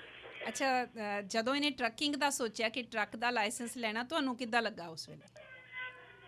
ਮੈਨੂੰ ਘਬਰਾਹਟ ਤਾਂ ਹੁੰਦੀ ਸੀ ਪਹਿਲਾਂ, ਬਹੁਤ ਹੁੰਦੀ ਰਹੀ ਕਾਫੀ। ਜਦੋਂ ਇਹ 1-2 ਮਹੀਨੇ ਜਾਂਦੀ ਰਹੀ ਆ ਤਾਂ ਮੈਨੂੰ ਬਹੁਤ ਜਿੱਦਾਂ ਡਰ ਲੱਗਦਾ ਹੁੰਦਾ ਸੀਗਾ ਵੀ ਤੂੰ ਚਲਾ ਵੀ ਲਏਂਗੀ ਜਸਪ੍ਰੀਤ। ਇਹਨੇ ਕਹਿਣਾ ਨਹੀਂ ਕੋਈ ਨਹੀਂ ਮੰਮੀ, ਤੁਸੀਂ ਫਿਕਰ ਨਾ ਕਰੋ, ਮੈਂ ਚਲਾਉਂਗੀ। ਤੁਸੀਂ ਕੋਸ਼ਿਸ਼ ਨਹੀਂ ਕੀਤੀ ਰੋਕਣ ਦੀ ਕਿ ਵੀ ਛੱਡ ਪਰਾਂ, ਕਿਹੜੇ ਚੱਕਰਾਂ ਨਹੀਂ, ਦੇ ਵਿੱਚ? ਮੈਂ ਕਦੀ ਵੀ ਕਿਸੇ ਬੱਚੇ ਨੂੰ ਕਿਸੇ ਕੰਮ ਤੋਂ ਨਹੀਂ ਰੋਕਦੀ। ਜਿਹੜਾ ਚੰਗਾ ਕੰਮ ਮੈਨੂੰ ਪਤਾ, ਮੈਨੂੰ ਆਪਣੀ ਬੱਚਿਆਂ ਤੇ ਵਿਸ਼ਵਾਸ ਆ ਕਿ ਇਹ ਜੋ ਵੀ ਕਰਨਗੇ ਇਹ ਚੰਗਾ ਹੀ ਕਰਨਗੇ, ਹਨਾ। ਤੇ ਇਸ ਕਰਕੇ ਮੈਂ ਕਦੀ ਵੀ ਕਿਸੇ ਬੱਚੇ ਨੂੰ, ਦੂਜੀਆਂ ਹੋਰ ਵੀ ਨੋਹਾਂ ਮੇਰੀਆਂ 3 ਹੋਰ ਵੀ ਆ, ਉਹ ਵੀ ਬਹੁਤ ਨਾਈਸ ਆ। ਮੈਂ ਸਾਰਿਆਂ ਤੇ ਬਹੁਤ ਵਿਸ਼ਵਾਸ ਕਰਦੀ ਆ ਇਹਨਾਂ ਤੇ, ਹਨਾ। ਜਗਦੀਸ਼, ਤੁਹਾਡੀਆਂ ਹੈ ਨਹੀਂ ਕੋਈ ਵੀ ਬੇਟੀ ਹੈ ਨਹੀਂ? ਮੈਂ ਇਹੀ ਪੁੱਛ ਰਹੀ ਸੀ ਕਿ ਤੁਹਾਡੀਆਂ ਬੇਟੀਆਂ ਵੀ ਨੇ? ਅਸੀਂ ਬੇਟੀਆਂ ਇਹ ਹੀ ਆ ਮੇਰੀਆਂ 4 ਜੀ। ਵਾਹ। ਹਾਂਜੀ, ਮੈਨੂੰ ਕਦੀ ਬੇਟੀ ਦੀ ਥੋੜ ਵੀ ਮਹਿਸੂਸ ਨਹੀਂ ਹੋਈ ਅੱਜ ਤੱਕ। ਅਜੇ ਤੱਕ ਤਾਂ ਨਹੀਂ ਹੋਈ, ਗਾਂ ਦਾ ਪਤਾ ਨਹੀਂ। ਅਸੀਂ ਸਾਡੇ ਨਾਲ, ਮੈਂ ਵੀ ਸਗੋਂ ਇਸ ਗੱਲ ਨੂੰ ਜ਼ਰੂਰ ਦੱਸਣਾ ਚਾਹੂੰਗੀ ਕਿ ਮੇਰੇ ਭਾਵੇਂ ਉਹ ਮਦਰ ਇਨ ਲਾਅ ਆ, ਪਰ ਆਪਣੀ ਮਾਂ ਨਾਲੋਂ ਜ਼ਿਆਦਾ ਪਿਆਰ ਸਾਨੂੰ ਇਹਨਾਂ ਕੋਲੋਂ ਹੀ ਮਿਲਿਆ। ਆਪਣੇ ਮੁੰਡਿਆਂ ਨੂੰ ਪਿੱਛੇ ਰੱਖ ਕੇ, ਉਹਨਾਂ ਨਾਲ ਲੜ ਕੇ ਸਾਡੀ ਸਾਈਡ ਲੈਣਾ, ਉਹ ਬਹੁਤ ਵੱਡੀ ਐਪਰੀਸੀਏਸ਼ਨ ਆ ਸਾਡੇ ਵਾਸਤੇ, ਬਹੁਤ ਵੱਡੀ ਬਲੈਸਿੰਗ ਆ। ਜਗਦੀਸ਼ ਜੀ, ਇੰਨੀ ਨੂੰਹ ਸੱਸ ਦੀ ਬਣਦੀ ਕਿੱਦਾਂ ਹੈ? ਮੈਂ ਤਾਂ ਬੜੀ ਹੈਰਾਨ ਆ। ਮੇਰੀ ਆਪਣੀ ਸੱਸ ਵੀ ਹੁੰਦੀ ਸੀ, ਅਸੀਂ ਵੀ ਮਾਵਾਂ ਧੀਆਂ ਵਾਂਗੇ ਪੂਰੀ ਲਾਈਫ ਅਸੀਂ ਏਦਾਂ ਹੀ ਕੱਟੀ ਆ ਨਾ। ਬਹੁਤ ਵਧੀਆ। ਤੇ ਹਾਂਜੀ ਹਾਂਜੀ, ਮੈਂ ਸੁਣਦੀ ਆ ਲੋਕਾਂ ਦੀਆਂ ਨੂੰਹ ਸੱਸ ਦੀਆਂ ਲੜਾਈਆਂ ਜੇ ਬੋਲਦੀਆਂ, ਪਰ ਟੱਚ ਵੁੱਡ ਮੇਰੇ ਬੱਚੇ ਬਹੁਤ ਨਾਈਸ ਆ। ਤੇ ਇਹ ਤਾਂ ਹੱਸਦੀ ਰਹਿੰਦੀ ਆ ਗੱਲ ਕੋਈ ਵੀ। ਅਸੀਂ ਹੁਣ ਵੀ ਸੁਣਦੇ ਸੀ ਤੇ ਉਹ ਛੋਟੀ ਇਹਦੀ ਦੁਰਾਣੀ ਆ ਬੈਠੀ, ਉਹ ਕਹਿੰਦੀ ਭਾਬੀ ਦਾ ਹਾਸਾ ਨਹੀਂ ਰੁਕ ਰਿਹਾ। ਉਹ ਵੀ ਬਹੁਤ ਪਿਆਰ ਕਰਦੀਆਂ ਆਪਸ ਵਿੱਚ, ਇਹਨਾਂ ਦਾ ਬੜਾ ਪਿਆਰ ਆ ਦਰਾਣੀਆਂ ਜਠਾਣੀਆਂ ਦਾ ਵੀ। ਬਹੁਤ ਵਧੀਆ ਲੱਗਾ ਤੁਸੀਂ ਗੱਲ ਕੀਤੀ। ਕੋਈ ਹੋਰ ਗੱਲ ਜਸਪ੍ਰੀਤ ਨੂੰ ਕਹਿਣੀ? ਮੈਂ ਜ਼ਰੂਰ ਇੱਕ ਬੋਲੀ ਪਾ ਕੇ ਸੁਣਾਉਣਾ ਚਾਹਾਂਗੀ ਆਪਣੀ ਮਦਰ ਇਨ ਲਾਅ ਲਈ। ਸ਼ੋਰ। ਮੰਮੀ ਸੁਣਿਓ ਜ਼ਰੂਰ। ਲੋਕੀ ਕਹਿੰਦੇ ਸੱਸਾਂ ਬੁਰੀਆਂ, ਲੋਕੀ ਕਹਿੰਦੇ ਸੱਸਾਂ ਬੁਰੀਆਂ, ਮੇਰੀ ਤਾਂ ਸੱਸ ਮੇਰੀ ਮਾਂ ਵਰਗੀ, ਉਹ ਤਾਂ ਧੁੱਪ ਵਿੱਚ ਠੰਡੀ ਛਾਂ ਵਰਗੀ, ਉਹ ਤਾਂ ਧੁੱਪ ਵਿੱਚ ਠੰਡੀ ਛਾਂ ਵਰਗੀ। ਬਹੁਤ ਵਧੀਆ ਜਸਪ੍ਰੀਤ, ਬਹੁਤ ਵਧੀਆ। ਮੈਨੂੰ ਇਮੋਸ਼ਨਲ ਕਰ ਦਿੱਤਾ। ਨਹੀਂ ਮੰਮੀ, ਦੇਖ ਲੈ ਮੰਮੀ ਇਮੋਸ਼ਨਲ ਹੋ ਗਏ ਬੈਠੇ ਬੈਠੇ। ਨਹੀਂ ਜੀ, ਬਹੁਤ ਪਰਮਾਤਮਾ ਇਹਨਾਂ ਦੀਆਂ ਵੱਡੀਆਂ ਵੱਡੀਆਂ ਉਮਰਾਂ ਕਰੇ। ਬਹੁਤ ਬੀਬੀਆਂ ਮੈਂ ਕਹਿੰਦੀ ਜਿੱਦਾਂ ਦੀਆਂ ਮੈਨੂੰ ਨੂੰਹਾਂ ਲੱਭੀਆਂ, ਜਸਪ੍ਰੀਤ ਵੀ ਤੇ ਬਾਕੀ ਵੀ ਪਰਮਾਤਮਾ ਸਾਰਿਆਂ ਨੂੰ ਦੇਵੇ ਇਹੋ ਜਿਹੀਆਂ। ਬਹੁਤ ਬਹੁਤ ਸ਼ੁਕਰੀਆ। ਮੈਂ ਬਹੁਤ ਖੁਸ਼ ਆ ਆਪਣੀ ਤੁਸੀਂ ਫੈਮਿਲੀ ਦੇਖੋ, ਤੋਂ। ਪਤਾ ਕੀ ਹੈ ਜਗਦੀਸ਼ ਜੀ, ਇੱਕ ਐਗਜ਼ਾਮਪਲ ਸੈੱਟ ਕੀਤੀ ਹੈ ਤੁਸੀਂ। ਗੱਲ ਇਹ ਕੀਤੀ ਕਿ ਮੇਰੀ ਆਪਣੀ ਕੋਈ ਧੀ ਨਹੀਂ ਹੈਗੀ, ਆਪਣੀ ਬੇਟੀ ਨਹੀਂ ਹੈਗੀ, ਮੈਂ ਬਿਲਕੁਲ ਬੇਟੀਆਂ ਵਾਂਗ ਰੱਖੀਆਂ ਹੋਈਆਂ। ਮੈਨੂੰ ਪੂਰਾ ਭਰੋਸਾ ਹੈ, ਜਿਸ ਹਿਸਾਬ ਨਾਲ ਜਸਪ੍ਰੀਤ ਵੀ ਦੱਸ ਰਹੀ ਹੈ ਕਿ ਤੁਸੀਂ ਸਪੋਰਟ ਕਰਦੇ ਹੋ। ਇਹ ਤੁਹਾਡੇ ਵੱਲੋਂ ਸੁਨੇਹਾ ਸਾਡੇ ਅੱਜ ਦੇ ਇਸ ਪ੍ਰੋਗਰਾਮ ਦੇ ਵਿੱਚ ਕਿ ਵੀ ਨੂੰਹਾਂ ਨੂੰ ਇਸ ਢੰਗ ਦੇ ਨਾਲ ਵੀ ਰੱਖਿਆ ਜਾ ਸਕਦਾ ਹੈਗਾ ਜੇ ਸੱਸਾਂ ਦੀ ਇਸ ਢੰਗ ਦੀ ਸਪੋਰਟ ਹੋਵੇ। ਹਾਂਜੀ, ਅਸਲੀ ਧੀਆਂ ਤਾਂ ਇਹ ਹੀ ਆ ਜੀ, ਜਿਹੜੀਆਂ ਆਪਣੇ ਧੀਆਂ ਪੈਦਾ ਹੁੰਦੀਆਂ ਉਹ ਤਾਂ ਆਪਾਂ ਗਾਂਹ ਤੋੜ ਦੇਈਆਂ। ਅਸਲੀ ਤਾਂ ਇਹ ਹੀ ਆ, ਹਨਾ, ਜਿਹੜੀਆਂ ਆਪਣੇ ਨਾਲ ਹੰਢਦੀਆਂ ਦਿਨ ਰਾਤ। ਥੈਂਕ ਯੂ ਸੋ ਮਚ, ਬਹੁਤ ਬਹੁਤ ਸ਼ੁਕਰੀਆ ਤੁਸੀਂ ਗੱਲਬਾਤ ਕੀਤੀ। Thank you mummy, thank you ਤੁਸੀਂ ਆਏ ਆਉਣ ਜੀ। ਮੈਨੂੰ ਬਹੁਤ ਪ੍ਰਾਊਡ ਆ ਇਹਦੇ ਤੇ, ਜਸਪ੍ਰੀਤ ਤੇ ਵੀ ਬਹੁਤ ਜ਼ਿਆਦਾ। ਮੈਂ ਬਹੁਤ ਹੈਪੀ ਹਾਂ। Thank you thank you mummy, ਬਹੁਤ ਬਹੁਤ ਸ਼ੁਕਰੀਆ ਤੁਹਾਡਾ ਕਾਲ ਕਰਨ ਦੇ ਲਈ। ਤੇ ਜਸਪ੍ਰੀਤ, ਮੈਂ ਹੁਣ ਵਾਪਸ ਉਸ ਗੱਲ ਤੇ ਆ ਰਹੀ ਹਾਂ ਕਿ ਜਿਹੜਾ ਮੈਸੇਜ ਮੈਂ ਕਹਿ ਰਹੀ ਸੀ ਤੁਹਾਡੇ ਨਾਲ ਸ਼ੇਅਰ ਕਰਨਾ। ਮੈਂ ਅੱਜ ਜਦੋਂ ਕਪਿਲ ਸ਼ਰਮਾ ਉਹਨਾਂ ਨੂੰ ਇਹ ਮੈਸੇਜ ਭੇਜਿਆ, ਮੈਂ ਕਿਹਾ ਵੀ ਜਸਪ੍ਰੀਤ ਨੂੰ ਪਛਾਣਿਆ? ਕਹਿੰਦੇ of course she is in touch with me, ਮੇਰਾ ਸਭ ਤੋਂ ਹੋਣਹਾਰ ਬੱਚਾ। ਆਈ ਨੋ, ਉਹ ਸੋ ਪ੍ਰਾਊਡ ਆਫ ਹਰ। ਮੈਨੂੰ ਬੱਚਾ ਕਹਿ ਕੇ ਹੀ ਬੁਲਾਉਂਦੇ ਸੀਗੇ ਸ਼ੁਰੂ ਤੋਂ। ਜਾਂ ਹੁਣ ਤੁਹਾਡੇ ਕਲਾ ਦੇ ਖੇਤਰ ਦੀ ਮੈਂ ਗੱਲ ਕਰਨਾ ਚਾਹੁੰਦੀ ਹਾਂ। ਮੈਨੂੰ ਇਹ ਪਤਾ, ਮੈਂ ਤੁਹਾਨੂੰ ਐਕਟਿੰਗ ਕਰਦੇ ਦੇਖਿਆ, ਮੈਂ ਤੁਹਾਨੂੰ ਸਟੇਜ 'ਤੇ ਦੇਖਿਆ, ਯੂਥ ਫੈਸਟੀਵਲਸ 'ਤੇ ਦੇਖਿਆ, ਨੈਸ਼ਨਲ ਲੈਵਲ ਤੱਕ ਜਾਂਦੇ ਦੇਖਿਆ। ਕਿਹੜੀ ਚੀਜ਼ ਜਿਹੜੀ ਕਿਹੜਾ ਆਰਟ ਹੈ ਜਿਹੜਾ ਤੁਹਾਨੂੰ ਸਭ ਤੋਂ ਵੱਧ ਪਸੰਦ ਹੈ ਤੇ ਜਿਹਦੀ ਤੁਸੀਂ ਸੋਚਦੇ ਹੋ ਕਿ ਵੀ ਹਾਂ ਮੇਰੀ ਵੀ ਮੁਹਾਰਤ ਹੈਗੀ ਆ? ਮੈਂ ਕਾਲਜ ਟਾਈਮ ਦੇ ਵਿੱਚ ਵੀ ਆਲਰਾਊਂਡਰ ਹੀ ਸੀਗੀ। ਤੁਸੀਂ ਮੇਰੇ ਟੀਚਰ ਰਹੇ ਆ, ਉਹ ਅੱਜ ਤੱਕ ਜਿੱਦਾਂ ਯਾਦ ਆ ਉਸ ਚੀਜ਼ਾਂ ਦਾ ਜੋ ਤੁਸੀਂ ਸਿਖਾਇਆ ਪੜ੍ਹਾਇਆ। Mass communication one of the favourite subject ਸੀਗਾ। ਉਹ ਇੱਦਾਂ ਲੱਗਦਾ ਸੀ ਕਿ ਉਹਨੂੰ ਪੜ੍ਹੀਦਾ ਨਹੀਂ ਸੀਗਾ, ਪੜ੍ਹ ਕੇ ਕੁਛ ਯਾਦ ਨਹੀਂ ਸੀ ਕਰੀਦਾ ਉਹਨੂੰ, ਉਹ ਬਸ ਉਹਨੂੰ ਆਪਣੇ ਪੈਸ਼ਨ ਲਈ ਪੜ੍ਹੀਦਾ ਸੀਗਾ ਕਿ ਸਾਨੂੰ ਆਹ ਚੀਜ਼ ਦੀ ਨੌਲੇਜ ਹੋ ਜਾਵੇ, ਆਹ ਹੋ ਜਾਵੇ, ਕਿ ਫਿਊਚਰ ਟਰਮਸ ਦੇ ਵਿੱਚ ਸੀਗਾ ਕਿ ਕੁਛ ਮੀਡੀਆ ਦੇ ਵਿੱਚ ਕਰੀਏ, ਕਿਉਂਕਿ ਥੀਏਟਰ ਵੀ ਉਹੀ ਚੀਜ਼ ਹੈ ਰਿਲੇਟਿਡ ਟੂ ਮੀਡੀਆ, ਚਾਹੇ ਉਹ ਜਰਨਲਿਜ਼ਮ ਹੈ, ਚਾਹੇ ਉਹ CNN 'ਤੇ ਜਾਂ ਆਜ ਤੱਕ 'ਤੇ ਨਿਊਜ਼ ਰੀਡਿੰਗ ਆ, ਲਾਈਕ ਵਾਟ ਐਵਰ। ਪਰ ਹੁਣ ਤੁਹਾਨੂੰ ਇੱਦਾਂ ਸ਼ੇਰੇ ਪੰਜਾਬ ਦਾ ਸੁਣਦੇ ਵੀ ਦੇਖੀਦਾ ਆ, ਲਾਈਕ ਉਹਦੇ 'ਤੇ ਰੇਡੀਓ 'ਤੇ ਵੀ ਸੁਣਦੇ ਆ, ਔਨਲਾਈਨ ਵੀ ਦੇਖਦੇ ਹਾਂ। ਸੋ ਤੁਹਾਨੂੰ ਦੇਖ ਕੇ ਇਹ ਇੱਦਾਂ ਜ਼ਰੂਰ ਮਨ 'ਚ ਖਿਆਲ ਆਉਂਦਾ ਕਿ ਕਾਸ਼ ਕਦੀ ਮੈਂ ਵੀ ਤੁਹਾਡੇ ਵਾਂਗੂ ਇੱਦਾਂ ਹੀ ਇੱਕ ਸ਼ੋਅ ਹੋਸਟ ਕਰਾਂ। ਹੱਦ ਹੋ ਗਈ, ਮੈਂ ਤਾਂ ਕੱਲ੍ਹ ਦੀ ਇਹੀ ਸੋਚੀ ਜਾਨੀ ਜਦੋਂ ਆਪਾਂ ਮਿਲੇ ਹਾਂ ਕਿ ਕਾਸ਼ ਮੈਂ ਵੀ ਜਸਪ੍ਰੀਤ ਵਾਂਗੂ ਟਰੱਕ ਚਲਾ ਸਕਦੀ ਹਾਂ। ਸੋ ਟਰੱਕਿੰਗ ਉਹ ਸਟਿਲ ਲਾਈਕ ਉਹ ਪੈਸ਼ਨ ਪੂਰਾ ਹੋ ਗਿਆ, ਲਾਈਕ ਸਟਿਲ ਕੰਟੀਨਿਊ ਹੈ। It's a very good job, like for me it's very good, I love it. ਪਰ ਔਨ ਦਾ ਅਦਰ ਸਾਈਡ ਕਿਉਂਕਿ ਥੀਏਟਰ ਵੀ ਇੱਕ ਪਾਰਟ ਆਫ ਲਾਈਫ ਰਿਹਾ, so theatre and media they are related. So ਉਸ ਚੀਜ਼ ਦਾ ਬਹੁਤ ਰਹਿੰਦਾ ਸੀਗਾ ਕਿ ਇਹ ਵਾਲੀ ਫੀਲਡ 'ਚ ਵੀ ਇੱਕ ਵਾਰੀ ਜ਼ਰੂਰ ਕਦੀ ਮੌਕਾ ਮਿਲਿਆ ਲਾਈਫ 'ਚ ਤਾਂ ਜ਼ਰੂਰ ਮੈਂ ਟਰਾਈ ਜ਼ਰੂਰ ਕਰਾਂਗੀ, ਇੱਧਰਲੀ ਸਾਈਡ ਜ਼ਰੂਰ ਇੱਕ ਵਾਰੀ ਦੇਖਾਂਗੇ। ਜੇ ਜੋਬ ਓਪਰਚੁਨਿਟੀ ਮਿਲੀ ਤਾਂ ਮੈਂ ਮਿਸ ਨਹੀਂ ਕਰਨਾ ਚਾਹੂੰਗੀ। ਸੋ ਮੀਡੀਆ ਦੇ ਵਿੱਚ ਜਾਣ ਦੀ ਜਿਹੜੀ ਇੱਛਾ ਹੈ ਉਹ ਹੈ ਕਿਤੇ ਨਾ ਕਿਤੇ ਹਾਲੇ ਵੀ। ਉਹ ਹੈ, ਉਹ ਜੋ ਤੁਸੀਂ ਪੜ੍ਹਾਇਆ ਉਹ ਵੀ ਹਜੇ ਯਾਦ ਆ, ਔਰ ਜੋ ਅਸੀਂ ਕਰਦੇ ਰਹੇ ਹਾਂ ਯੂਥ ਫੈਸਟੀਵਲਸ ਦੇ ਵਿੱਚ ਜਾਂ ਇੰਟਰਨੈਸ਼ਨਲ ਨੈਸ਼ਨਲ ਲੈਵਲ ਤੱਕ ਜਾਂਦੇ ਰਹੇ, ਉਹ ਸਾਰਾ ਕੁਛ ਯਾਦ ਆ। ਉਹ ਉਸ ਫੀਲਡ 'ਚ ਇੱਕ ਵਾਰੀ ਦੁਬਾਰਾ ਜਾਣ ਨੂੰ ਦਿਲ ਕਰਦਾ ਸਮਟਾਈਮਸ। ਹਾਂਜੀ, ਵੈਰੀ ਇੰਟਰਸਟਿੰਗ। ਮੈਂ ਤੁਹਾਡੀ ਗੱਲ ਹੋਰ ਸੁਣਨਾ ਚਾਹੁੰਦੀ ਇਸ ਮਾਮਲੇ ਦੇ ਵਿੱਚ, ਪਰ ਇੱਕ ਕਾਲਰ ਹੋਰ ਮੈਂ ਸ਼ਾਮਿਲ ਕਰ ਰਹੀ ਹਾਂ ਇਸ ਵੇਲੇ। ਹੈ ਇਹ ਵੀ ਤੁਹਾਡੇ ਲਈ ਸਰਪ੍ਰਾਈਜ਼ ਹੀ ਆ। ਹਾਂ, ਇੰਨੇ ਸਰਪ੍ਰਾਈਜ਼ਸ, ਓ ਮਾਈ ਗॉड। ਤਾਂ ਹੈਲੋ ਹੈਲੋ, ਹਾਂਜੀ, ਹੈਲੋ ਮੈਮ, ਹੈਲੋ ਜਸਪ੍ਰੀਤ। ਹਾਂ ਓਕੇ, ਸਾਡੇ ਸੁਣਨ ਵਾਲੇ ਨੂੰ ਦੱਸਦਾ, ਤੁਹਾਨੂੰ ਇਹ ਨਾ ਲੱਗੇ ਵੀ ਇਹ ਆਪਸ 'ਚ ਹੀ ਲੱਗੀ ਜਾਂਦੀ ਆ, ਆਪਸ 'ਚ ਹੀ ਗੱਲਾਂ ਮਾਰੀ। ਆਈ ਨੋ ਮੈਮ, ਮੈਂ ਤਾਂ ਜਦੋਂ ਹੀ ਤੁਹਾਡੀ ਇਹ ਕਨਵਰਸੇਸ਼ਨ ਚੱਲ ਰਹੀ ਹੈ ਮੇਰਾ ਏਦਾਂ ਦਿਲ ਕਰਦਾ ਮੈਂ ਕਿਹੜੀ ਘੜੀ ਤੁਹਾਡੇ ਕੋਲ ਆ ਜਾਵਾਂ ਤੇ ਦੋਨਾਂ ਕੋਲ ਹਨਾ, ਜਿੱਦਾਂ ਮੈਂ ਫਟਾਫਟ ਮਿਲੀਏ ਅਸੀਂ ਇਕੱਠੇ ਨਾ। ਉਹ ਵੀ ਟਾਈਮ ਮੈਨੂੰ ਯਾਦ ਆ ਗਿਆ ਜਦੋਂ ਆਪਾਂ ਇਕੱਠੇ ਕਾਲਜ ਜਾਈਦਾ ਸੀਗਾ, ਤੇ ਆਪਣਾ ਜਦੋਂ ਤੁਸੀਂ ਸਾਨੂੰ ਮੂਵੀਜ਼ ਤੇ ਲੈ ਕੇ ਵੀ ਜਾਣਾ, ਸਾਨੂੰ ਪੜ੍ਹਾਉਣਾ ਹਨਾ, ਉਹ ਟਾਈਮ ਮੈਨੂੰ ਸੱਚੀ ਉਹੀ ਦੁਬਾਰਾ ਯਾਦ ਆ ਗਿਆ। ਸੁਣਨ ਵਾਲਿਆਂ ਨੂੰ ਦੱਸਦੇ ਹਾਂ ਕਿ ਇਹ ਸਾਡੇ ਨਾਲ ਲਖਵਿੰਦਰ ਇੰਡੀਆਨਾ ਤੋਂ ਜੁੜੇ ਹੋਏ ਨੇ, ਜਿਹੜੇ ਜਸਪ੍ਰੀਤ ਦੇ ਬਹੁਤ ਕਲੋਜ਼ ਫਰੈਂਡ ਰਹੇ ਨੇ ਤੇ ਅੱਜ ਕੱਲ੍ਹ ਜਸਪ੍ਰੀਤ ਦੀ ਦੇਵਰਾਣੀ ਵੀ ਨੇ। ਹਾਂਜੀ, ਲਖਵਿੰਦਰ, ਕੀ ਕਹਿਣਾ ਚਾਹੁੰਦੇ ਹੋ ਜਸਪ੍ਰੀਤ ਬਾਰੇ? ਤੁਹਾਡੀ ਇੰਨੀ ਪੁਰਾਣੀ ਤੁਹਾਡੀ ਫਰੈਂਡਸ਼ਿਪ ਹੈ, ਮੈਂ ਤੁਹਾਨੂੰ ਇਕੱਠਿਆਂ ਨੂੰ ਕਾਲਜ ਦੇ ਵਿੱਚ ਦੇਖਿਆ, ਤੁਸੀਂ ਵੀ ਮੇਰੇ ਸਟੂਡੈਂਟ ਰਹੇ ਹੋ, ਪਰ ਹੁਣ ਇੱਕ ਵੱਖਰੇ ਰਿਸ਼ਤੇ ਦੇ ਰੂਪ ਦੇ ਵਿੱਚ ਮੈਂ ਤੁਹਾਨੂੰ ਦੇਖ ਰਹੀ ਹਾਂ। ਮੈਮ ਇਹ ਤਾਂ ਹੈ, ਰਿਸ਼ਤੇ ਤੇ ਵੱਖਰੇ ਚਲੋ ਬਣ ਗਏ, ਪਰਮਾਤਮਾ ਨੇ ਜਿੱਦਾਂ ਚਾਹਿਆ ਹਨਾ ਉੱਦਾਂ ਹੋ ਗਿਆ। ਪਰ ਮੇਰੇ ਲਈ ਉਹੀ ਜਿੱਦਾਂ ਆਪਾਂ ਜਦੋਂ ਸਿੰਸ ਚਾਈਲਡਹੁੱਡ ਟੂ ਨਾਓ ਹਾਲੇ ਵੀ ਮੈਨੂੰ ਉੱਦਾਂ ਹੀ ਆ, ਜਿੱਦਾਂ ਚਲੋ ਕੋਈ ਸਾਡੇ 'ਚ ਇੱਦਾਂ ਨਹੀਂ ਵੀ ਦਰਾਣੀ ਜਠਾਣੀ ਦਾ ਮੇਰੇ ਬੱਚੇ ਵੀ ਜਿੱਦਾਂ ਇਹਨੂੰ ਮਾਸੀ ਕਹਿੰਦੇ ਆ ਤੇ ਇੱਧਰੋਂ ਵੀ ਜਿੱਦਾਂ ਮੈਨੂੰ ਮਾਸੀ ਕਹਿੰਦੇ ਆ। ਹਾਂਜੀ, ਤੇ ਮੈਨੂੰ ਉਹੀ ਹੈ ਜਿੱਦਾਂ ਪਹਿਲਾਂ ਸੀ ਕਾਲਜ 'ਚ। ਜਸਪ੍ਰੀਤ ਦੀ ਪਰਸਨੈਲਿਟੀ ਦੇ ਵਿੱਚ ਇਹੋ ਜਿਹਾ ਕੀ ਹੈ? ਮੇਰੀ ਗੱਲ ਸੁਣੋ।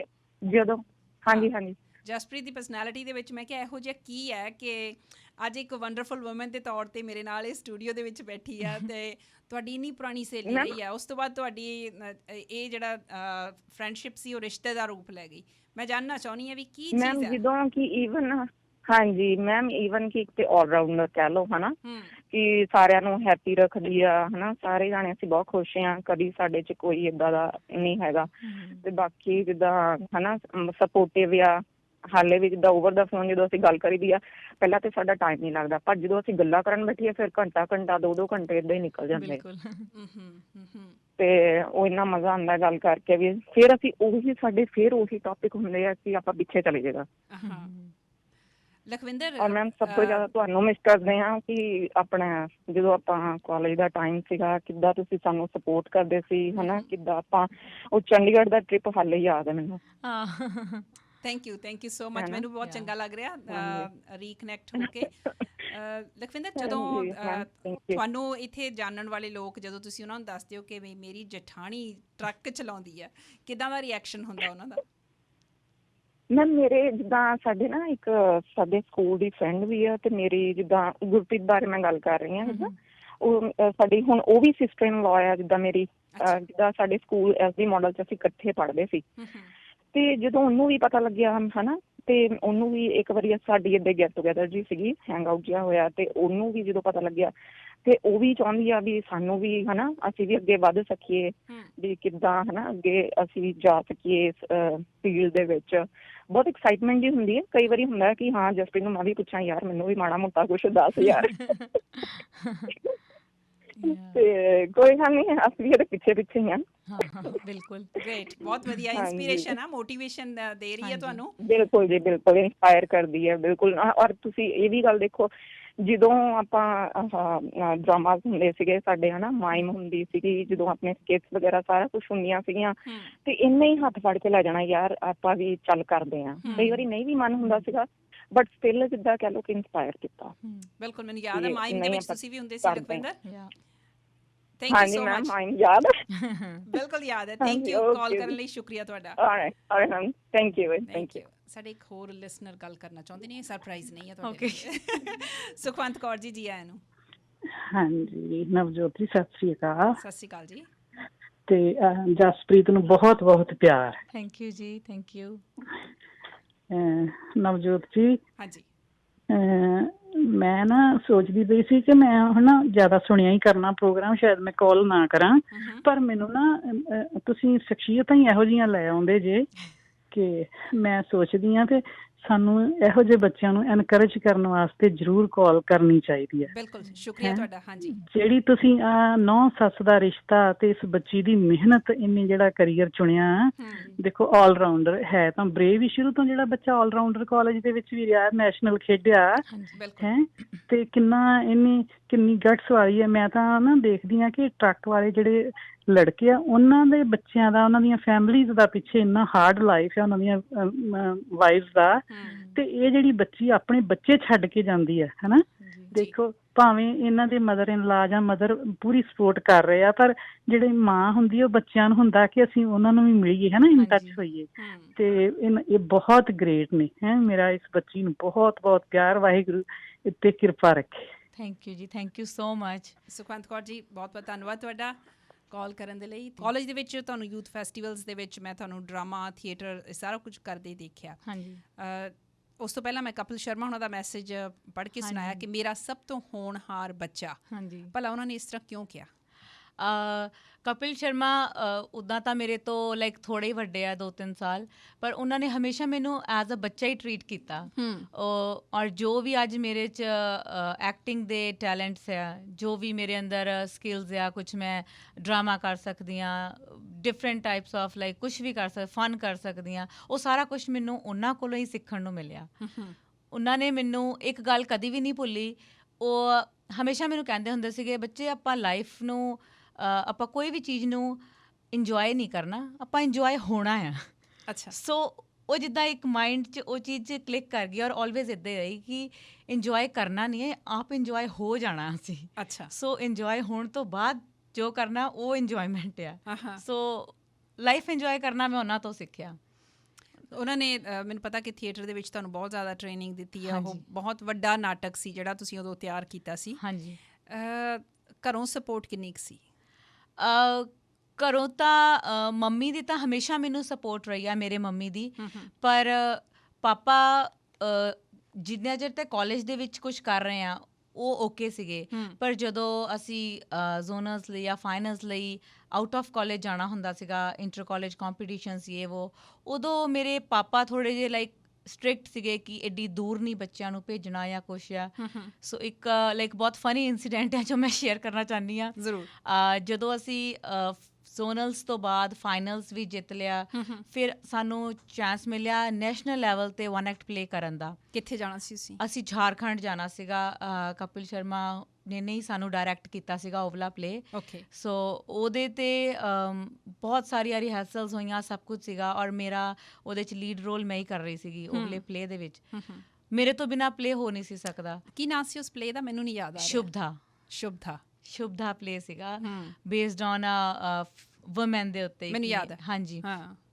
ਸੋ ਪਾਪਾ ਨੇ ਡਾਇਰੈਕਟ ਨੋ ਕਰਤਾ, ਲਾਈਕ no means no। ਸੋ ਕਾਲਜ ਲੈਵਲ ਤੱਕ ਜਾਣਾ ਠੀਕ ਹੈ, ਜੇ ਕਾਲਜ ਵੱਲੋਂ ਯੂਨੀਵਰਸਿਟੀ ਤੱਕ ਗਏ ਆ ਉਹ ਵੀ ਠੀਕ ਹੈ? ਉਹ ਵੀ ਲਾਈਕ ਮਤਲਬ ਓਕੇ ਸੀਗਾ, ਮਨਾ ਲਿਆ, ਲਾਈਕ ਉਹ ਖੁਸ਼ੀ ਨਾਲ ਨਹੀਂ ਪਰ ਮਨਾ ਲਿਆ। ਹਾਂ, ਕਾਲਜ ਪੜ੍ਹਨ ਜਾ ਰਹੇ ਹੋ, ਪੜ੍ਹਨ ਜਾਓ। ਹਾਂਜੀ, ਪੜ੍ਹਨ ਜਾਓ, ਨਹੀਂ ਐਕਟੀਵਿਟੀਜ਼ ਕਰੋ, ਪਰ ਜਿੱਦਾਂ ਕਾਲਜ ਲੈਵਲ ਤੱਕ ਅੰਦਰ ਹੀ ਰਹੋ, ਬਾਹਰ ਨਹੀਂ। ਔਰ ਉਹ ਨੈਸ਼ਨਲ ਲੈਵਲਸ 'ਤੇ ਜਾਣ ਨੂੰ ਤੁਹਾਨੂੰ ਘਰੋਂ 10 ਦਿਨ 15 ਦਿਨ ਓਬਵੀਅਸਲੀ ਬਾਹਰ ਰਹਿਣਾ ਪੈਂਦਾ, ਜਾਣਾ ਪੈਂਦਾ, ਉੱਥੇ ਜਾ ਕੇ ਤੁਸੀਂ ਪਰਫਾਰਮ ਕਰਨਾ। ਸੋ ਉਹਦੇ ਵਾਸਤੇ ਨਹੀਂ ਸੀ ਮੰਨੇ। ਸੋ ਫਨੀ ਇੰਸੀਡੈਂਟ ਇਹ ਸੀਗਾ ਕਿ ਜਦੋਂ ਕਾਲਜ ਲਈ ਪਾਪਾ ਨੇ ਮਨਾ ਕਰ ਦਿੱਤਾ, ਸੋ ਮੇਰੇ ਕਾਲਜ ਦੇ ਜਿਹੜੇ ਡਾਇਰੈਕਟਰ ਸੀਗੇ ਸਵਰਾਜ ਮੋਹਨ ਮੈਮ, ਉਹਨਾਂ ਨੇ ਡਾਇਰੈਕਟਲੀ ਪਾਪਾ ਨੂੰ ਬੁਲਾਇਆ ਆਫਿਸ ਦੇ ਵਿੱਚ ਰਿਕੁਐਸਟ ਕਰਨ ਲਈ। ਲਾਈਕ ਮੇਰੇ ਵਾਸਤੇ ਉਹ ਬਹੁਤ ਵੱਡਾ ਪਾਰਟ ਸੀਗਾ ਕਿ ਡਾਇਰੈਕਟਰ ਆਫ ਦਾ ਕਾਲਜ ਉਹ ਪਾਪਾ ਦੇ ਅੱਗੇ ਰਿਕੁਐਸਟ ਕਰ ਰਿਹਾ ਕਿ ਤੁਹਾਡੀ ਬੇਟੀ ਨੂੰ ਅਸੀਂ ਲੈ ਕੇ ਜਾਣਾ। ਪਾਪਾ ਮੇਰੇ, ਉਹ ਅਸੀਂ BA ਕਰਾ ਕੇ ਪੜ੍ਹਾ ਕੇ ਤੋਰ ਦੇਣੀ ਹੈ। ਮੈਂ ਥੋੜ੍ਹਾ ਜਿਹਾ ਸ਼ਾਂਤ ਕੀਤਾ, ਕਿ ਹੱਥ ਮਾਰਿਆ ਕਿ ਆਰਾਮ ਨਾਲ ਗੱਲ ਕਰੋ ਡਾਇਰੈਕਟਰ ਆਫ ਦਾ ਕਾਲਜ। ਪਰ ਉਹਨਾਂ ਦਾ ਸਟਾਈਲ ਹੀ ਇੱਦਾਂ ਕਿ ਮਤਲਬ ਮੈਂ ਇਹ ਨਹੀਂ ਕਹਿ ਸਕਦੀ ਪੁਰਾਣੇ ਖਿਆਲਾਂ ਦੇ ਸੀਗੇ, ਪਰ ਉਹਨਾਂ ਨੂੰ ਇਹ ਸੀਗਾ ਕਿ ਲਾਈਕ ਇੱਕ ਬਾਊਂਡਰੀਜ਼ ਹੋਣੀਆਂ ਚਾਹੀਦੀਆਂ ਹੈ ਨਾ, ਕੁੜੀਆਂ ਨੂੰ ਐਡੀ ਦੂਰ ਭੇਜਣਾ ਇਕੱਲਿਆਂ। ਸੋ ਮੇਰੇ ਹੋਰ ਟੀਚਰ ਸੀਗੇ, ਤੁਸੀਂ ਵੀ ਉਸ ਟਾਈਮ 'ਤੇ ਬਹੁਤ ਸਪੋਰਟ ਕੀਤਾ, ਪੇਰੈਂਟਸ ਨੂੰ ਸਮਝਾਇਆ। ਸੋ ਸਮਝਾਉਣ 'ਚ ਹੀ 1-2 ਮਹੀਨੇ ਲੱਗ ਗਏ ਕਿ ਅਸੀਂ ਬੱਚਿਆਂ ਨੂੰ ਅੱਗੋਂ ਲੈ ਕੇ ਜਾਣਾ। ਜਦ ਕਿ ਮੈਂ ਸਕਾਲਰਸ਼ਿਪ 'ਤੇ ਹੀ ਪੜ੍ਹਦੀ ਰਹੀ। ਸਕਾਲਰਸ਼ਿਪ ਵੀ ਉਹ ਜਦੋਂ ਟੀਚਰ ਨੇ ਮੈਂਸ਼ਨ ਕੀਤਾ, ਪ੍ਰਿੰਸੀਪਲ ਮੈਮ ਨੇ ਮੈਂਸ਼ਨ ਕੀਤਾ ਕਿ ਦੇਖੋ ਅਸੀਂ ਤਾਂ ਸਕਾਲਰਸ਼ਿਪ ਵੀ ਪ੍ਰੋਵਾਈਡ, ਸਾਨੂੰ ਨਹੀਂ ਚਾਹੀਦੀ ਸਕਾਲਰਸ਼ਿਪ, ਕੋਈ ਗੱਲ ਨਹੀਂ ਅਸੀਂ ਪੜ੍ਹਾ ਲਾਂਗੇ ਬੱਚੇ ਉੱਦਾਂ ਹੀ, ਅਤੇ ਪੜ੍ਹਨ ਆਉਂਦੇ ਬੱਚੇ ਪੜ੍ਹ ਕੇ ਜਾਣ। ਸੋ ਮਤਲਬ ਉਹ ਉਸ ਟਾਈਮ 'ਤੇ ਥੋੜ੍ਹਾ ਜਿਹਾ ਸਮਝਾਉਣਾ ਉਹਨਾਂ ਨੂੰ ਔਖਾ ਸੀਗਾ, ਪਰ ਬਾਅਦ 'ਚ ਜਦੋਂ ਪਰਫਾਰਮ ਕਰਕੇ ਆਏ, ਟਰੋਫੀਜ਼ ਲੈ ਕੇ ਆਏ, ਸੋ ਉਹੀ ਪਾਪਾ ਉਹ ਫਿਰ ਪ੍ਰਾਊਡ ਫੀਲ ਕਰਦੇ, ਅੱਜ ਤੱਕ ਪ੍ਰਾਊਡ ਫੀਲ ਕਰਦੇ ਉਸ ਮੋਮੈਂਟ। ਮੰਨ ਗਏ ਸੀ ਸੌਖੀ ਡਾਇਰੈਕਟਰ ਦੇ ਕਹਿਣ 'ਤੇ ਹੀ ਮੰਨ ਗਏ? ਨਹੀਂ, ਫਿਰ ਕਪਿਲ ਸ਼ਰਮਾ ਅਗੇਨ, ਲਾਈਕ ਉਹ ਮੇਰੇ ਨਾਲ ਇਨ ਟੱਚ ਸੀਗੇ। ਫਿਰ ਉਹ ਘਰ ਆਏ, ਉਹਨਾਂ ਨੇ ਪਾਪਾ ਨੂੰ ਰਿਕੁਐਸਟ ਕੀਤੀ, ਸਮਝਾਇਆ। ਅੱਜ ਵੀ ਯਾਦ ਆ, ਉਹ ਕਹਿੰਦੇ ਕਿ ਮੈਂ ਵੀ ਇਹਨੂੰ ਬੱਚਾ ਹੀ ਸਮਝਦਾ, ਲਾਈਕ ਜਸਟ ਮੈਂ ਕਿਹਾ ਜਿੱਦਾਂ ਉਹ ਮੇਰੇ ਤੋਂ ਥੋੜ੍ਹੇ ਸਾਲ ਹੀ ਵੱਡੇ ਆ, ਪਰ ਬੱਚਿਆਂ ਵਾਂਗੂ ਟ੍ਰੀਟ ਆਪਣੀ ਜ਼ਿੰਮੇਵਾਰੀ 'ਤੇ ਲੈ ਕੇ ਗਏ, ਆਪਣੀ ਜ਼ਿੰਮੇਵਾਰੀ 'ਤੇ ਐਜ਼ ਅ ਸਿਸਟਰ ਮੈਨੂੰ ਰੱਖਿਆ। ਅਤੇ ਉਹਨਾਂ ਦੀ ਆਪਣੀ ਸਿਸਟਰ ਨਾਲੋਂ ਜ਼ਿਆਦਾ ਮੈਨੂੰ ਲੱਗਦਾ ਮੈਨੂੰ ਪਿਆਰ ਕੀਤਾ ਉਹਨਾਂ ਨੇ ਨਾ। ਅਤੇ ਉਹ ਫਿਰ ਉਦੋਂ ਮੈਨੂੰ ਉਹਨਾਂ ਨੇ ਪਾਪਾ ਨੂੰ ਸਮਝਾਇਆ, ਅਤੇ ਉਹਨਾਂ ਦੇ ਸਮਝਾਉਣ ਤੋਂ ਬਾਅਦ ਪਾਪਾ ਥੋੜ੍ਹੇ ਜਿਹੇ ਡਾਊਨ ਹੋਏ ਕਿ ਓਕੇ ਠੀਕ ਹੈ, ਦੇਖਦੇ ਚਲੋ ਸਾਰੇ ਆਪਣੇ ਹੀ ਹੈ ਗਰੁੱਪ ਦੇ। ਹਾਲਾਂਕਿ ਕਪਿਲ ਸ਼ਰਮਾ ਦਾ ਉਦੋਂ ਕੋਈ ਨਾਂ ਨਹੀਂ ਸੀ। ਹਾਂਜੀ, ਉਸ ਟਾਈਮ 'ਤੇ ਉਹ ਡਾਇਰੈਕਟ ਹੀ ਕਰਦੇ ਸੀਗੇ ਪਲੇਜ਼ ਨੂੰ ਡਿਫਰੈਂਟ ਕਾਲਜਿਸ ਦੇ ਵਿੱਚ ਜਾ ਕੇ। ਸੋ TV 'ਚ ਨਹੀਂ ਸੀ ਹਜੇ ਸਟਾਰਟ ਹੋਇਆ ਉਹਨਾਂ ਦਾ। ਸੋ ਪਰ ਸਟਿਲ ਯਾ ਸੋ ਉਹ ਚੀਜ਼ਾਂ ਮਿਸ ਨਹੀਂ ਕਰਦੇ? ਦਿਲ ਕਰਦਾ ਕਿ ਹਾਂ ਕਦੇ ਥੀਏਟਰ ਦੁਬਾਰਾ ਕੀਤਾ ਜਾਵੇ? ਬਿਲਕੁਲ, ਐਵਰੀ ਮੋਮੈਂਟ ਉੱਥੇ ਵਾਪਸ ਜਾਣ ਨੂੰ ਦਿਲ ਕਰਦਾ ਹੈ, ਕਿਉਂਕਿ ਇੱਦਾਂ ਫੀਲ ਹੁੰਦਾ ਹੈ ਕਿ ਕਿਹੜੀ ਚੀਜ਼ ਹੈ ਜਿਹਨੇ ਫਿਰ ਰੋਕਿਆ ਹੋਇਆ?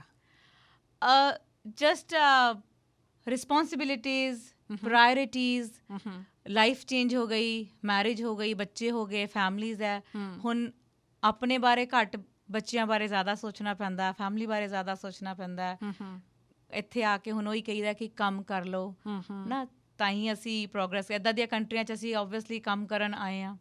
ਸੋ ਪਰ ਜਿੱਦਾਂ ਹੁਣ ਕਪਿਲ ਸ਼ਰਮਾ ਦਾ ਨੇਚਰ ਹੀ ਇੱਦਾਂ ਦਾ, ਸਾਰਿਆਂ ਨੂੰ ਪਤਾ ਹੈ ਕਿ ਹੀ is one of the best comedian, ਔਰ ਉਹਨਾਂ ਦਾ ਵੈਸੇ ਵੀ ਨੇਚਰ ਇੱਦਾਂ ਦਾ ਹੀ ਹੈ, ਔਰ ਉਹਨਾਂ ਦੇ ਨਾਲ ਟਾਈਮ ਸਪੈਂਡ ਕਰਨਾ ਹੀ ਸਾਡੇ ਵਾਸਤੇ ਗੋਲਡਨ ਮੋਮੈਂਟਸ ਹੈ। ਸੋ ਜਿਹੜੇ ਟਾਈਮ ਸਪੈਂਡ ਕੀਤੇ ਆ ਉਹ ਅੱਜ ਤੱਕ ਯਾਦ ਆਉਂਦੇ, ਉਹ ਪ੍ਰੈਸ਼ੀਅਸ ਮੋਮੈਂਟ, ਉਹਨਾਂ ਨੂੰ ਹੀ ਸੋਚ ਕੇ ਅਸੀਂ ਦੁਬਾਰਾ ਹੱਸ ਲਈਦਾ। ਅੱਛਾ, ਹੁਣ ਇਹ ਹੈ ਕਿ ਟਾਈਮ ਆਪਣੇ ਕੋਲ ਥੋੜ੍ਹਾ ਰਹਿ ਗਿਆ। ਹਾਂਜੀ, ਸਾਡੇ ਸੁਣਨ ਵਾਲਿਆਂ ਦੇ ਲਈ ਕੁਝ 1-2 ਆਈਟਮਸ ਆਪਣੇ ਵੱਲੋਂ ਜ਼ਰੂਰ ਤੁਸੀਂ ਪੇਸ਼ ਕਰੋ ਜੇ। ਹਾਂਜੀ ਜ਼ਰੂਰ। ਕੁਝ ਯਾਦ ਹੈਗਾ, ਕੋਈ ਪੁਰਾਣਾ ਹੀ ਯਾਦ ਹੋਵੇ ਕੁਝ? ਮੈਂ ਇੱਕ ਬੋਲੀ ਜ਼ਰੂਰ ਸੁਣਾਉਣਾ ਚਾਹੂੰਗੀ, ਕਿਉਂਕਿ ਜਿੱਦਾਂ ਉਹ ਮੇਰੀ ਲਾਈਫ ਦੇ ਉੱਤੇ ਬੇਸਡ ਮੈਂ ਆਪ ਹੀ ਲਿਖੀ ਹੋਈ ਆ। ਅੱਛਾ, ਬੋਲੀ ਆਪ ਹੀ ਲਿਖੀ ਹੋਈ ਆ, ਅਤੇ ਉਹ ਜ਼ਰੂਰ ਸੁਣਾਉਣਾ ਚਾਹੂੰਗੀ ਮੈਂ। ਇੱਕ ਬੜੀਆਂ ਰੀਝਾਂ ਚਾਵਾਂ ਨਾਲ ਮੈਂ ਵਿੱਚ ਕਨੇਡਾ ਆਈ, ਉਹ ਮੈਂ ਪੜ੍ਹੀ ਸੀ 16 ਜਮਾਤਾਂ, ਮੈਂ ਕੀਤੀ ਸੀ ਗ੍ਰੈਜੂਏਸ਼ਨ, ਲਾ ਡਰਾਈਵਰ ਦੇ ਲਾਈ, ਆਪ ਕਮਾਉਂਦਾ ਮੋਟੇ ਡਾਲਰ, ਜਾਵੇ ਸ਼ਿਫਟਾਂ ਲਾਈ, ਹੋ ਮੈਨੂੰ ਕਹਿੰਦਾ ਘਰੇ ਨਹੀਂ ਬਹਿਣਾ, ਮੈਨੂੰ ਕਹਿੰਦਾ ਘਰੇ ਨਹੀਂ ਬਹਿਣਾ ਤੂੰ ਵੀ ਕਰ ਕਮਾਈ, ਉਹ ਚਾੜ ਤਾਂ ਮੈਨੂੰ ਟਰੱਕ ਦੇ ਉੱਤੇ ਚਾੜ ਕੇ ਮੈਨੂੰ ਟਰੱਕ ਦੇ ਉੱਤੇ ਦਿੰਦਾ ਅਮਰੀਕਿਓਂ ਲੋਡ ਚਕਾਈ। ਹੁਣ ਦਿਨੇ ਨੂੰ ਮੈਂ ਤੇ ਰਾਤ ਨੂੰ ਆ ਪਈ, ਦਿਨੇ ਨੂੰ ਮੈਂ ਤੇ ਰਾਤ ਨੂੰ ਆ ਪਈ, ਜਾਨੇ ਆ ਟਰੱਕ ਭਜਾਈ। ਹੋ ਇਸ ਕਨੇਡਾ ਨੇ ਸਾਡੀ ਜ਼ਿੰਦਗੀ ਬਣਾਈ, ਵੀ ਇਸ ਕਨੇਡਾ ਨੇ ਸਾਡੀ ਜ਼ਿੰਦਗੀ ਬਣਾਈ। ਬਹੁਤ ਵਧੀਆ ਲੱਗ ਰਿਹਾ ਤੁਹਾਨੂੰ ਇਸ ਤਰ੍ਹਾਂ ਹੱਸਦੇ ਮੁਸਕਰਾਉਂਦੇ ਖੁਸ਼ ਦੇਖ ਕੇ। ਕੁਝ ਹੋਰ ਜਿਹੜਾ ਤੁਹਾਨੂੰ ਥੀਏਟਰ ਦਾ ਯਾਦ ਹੋਵੇ? ਥੀਏਟਰ ਦੇ ਵਿੱਚ ਮੈਂ ਜ਼ਿਆਦਾਤਰ ਐਕਟਿੰਗ ਹੀ ਕੀਤੀ।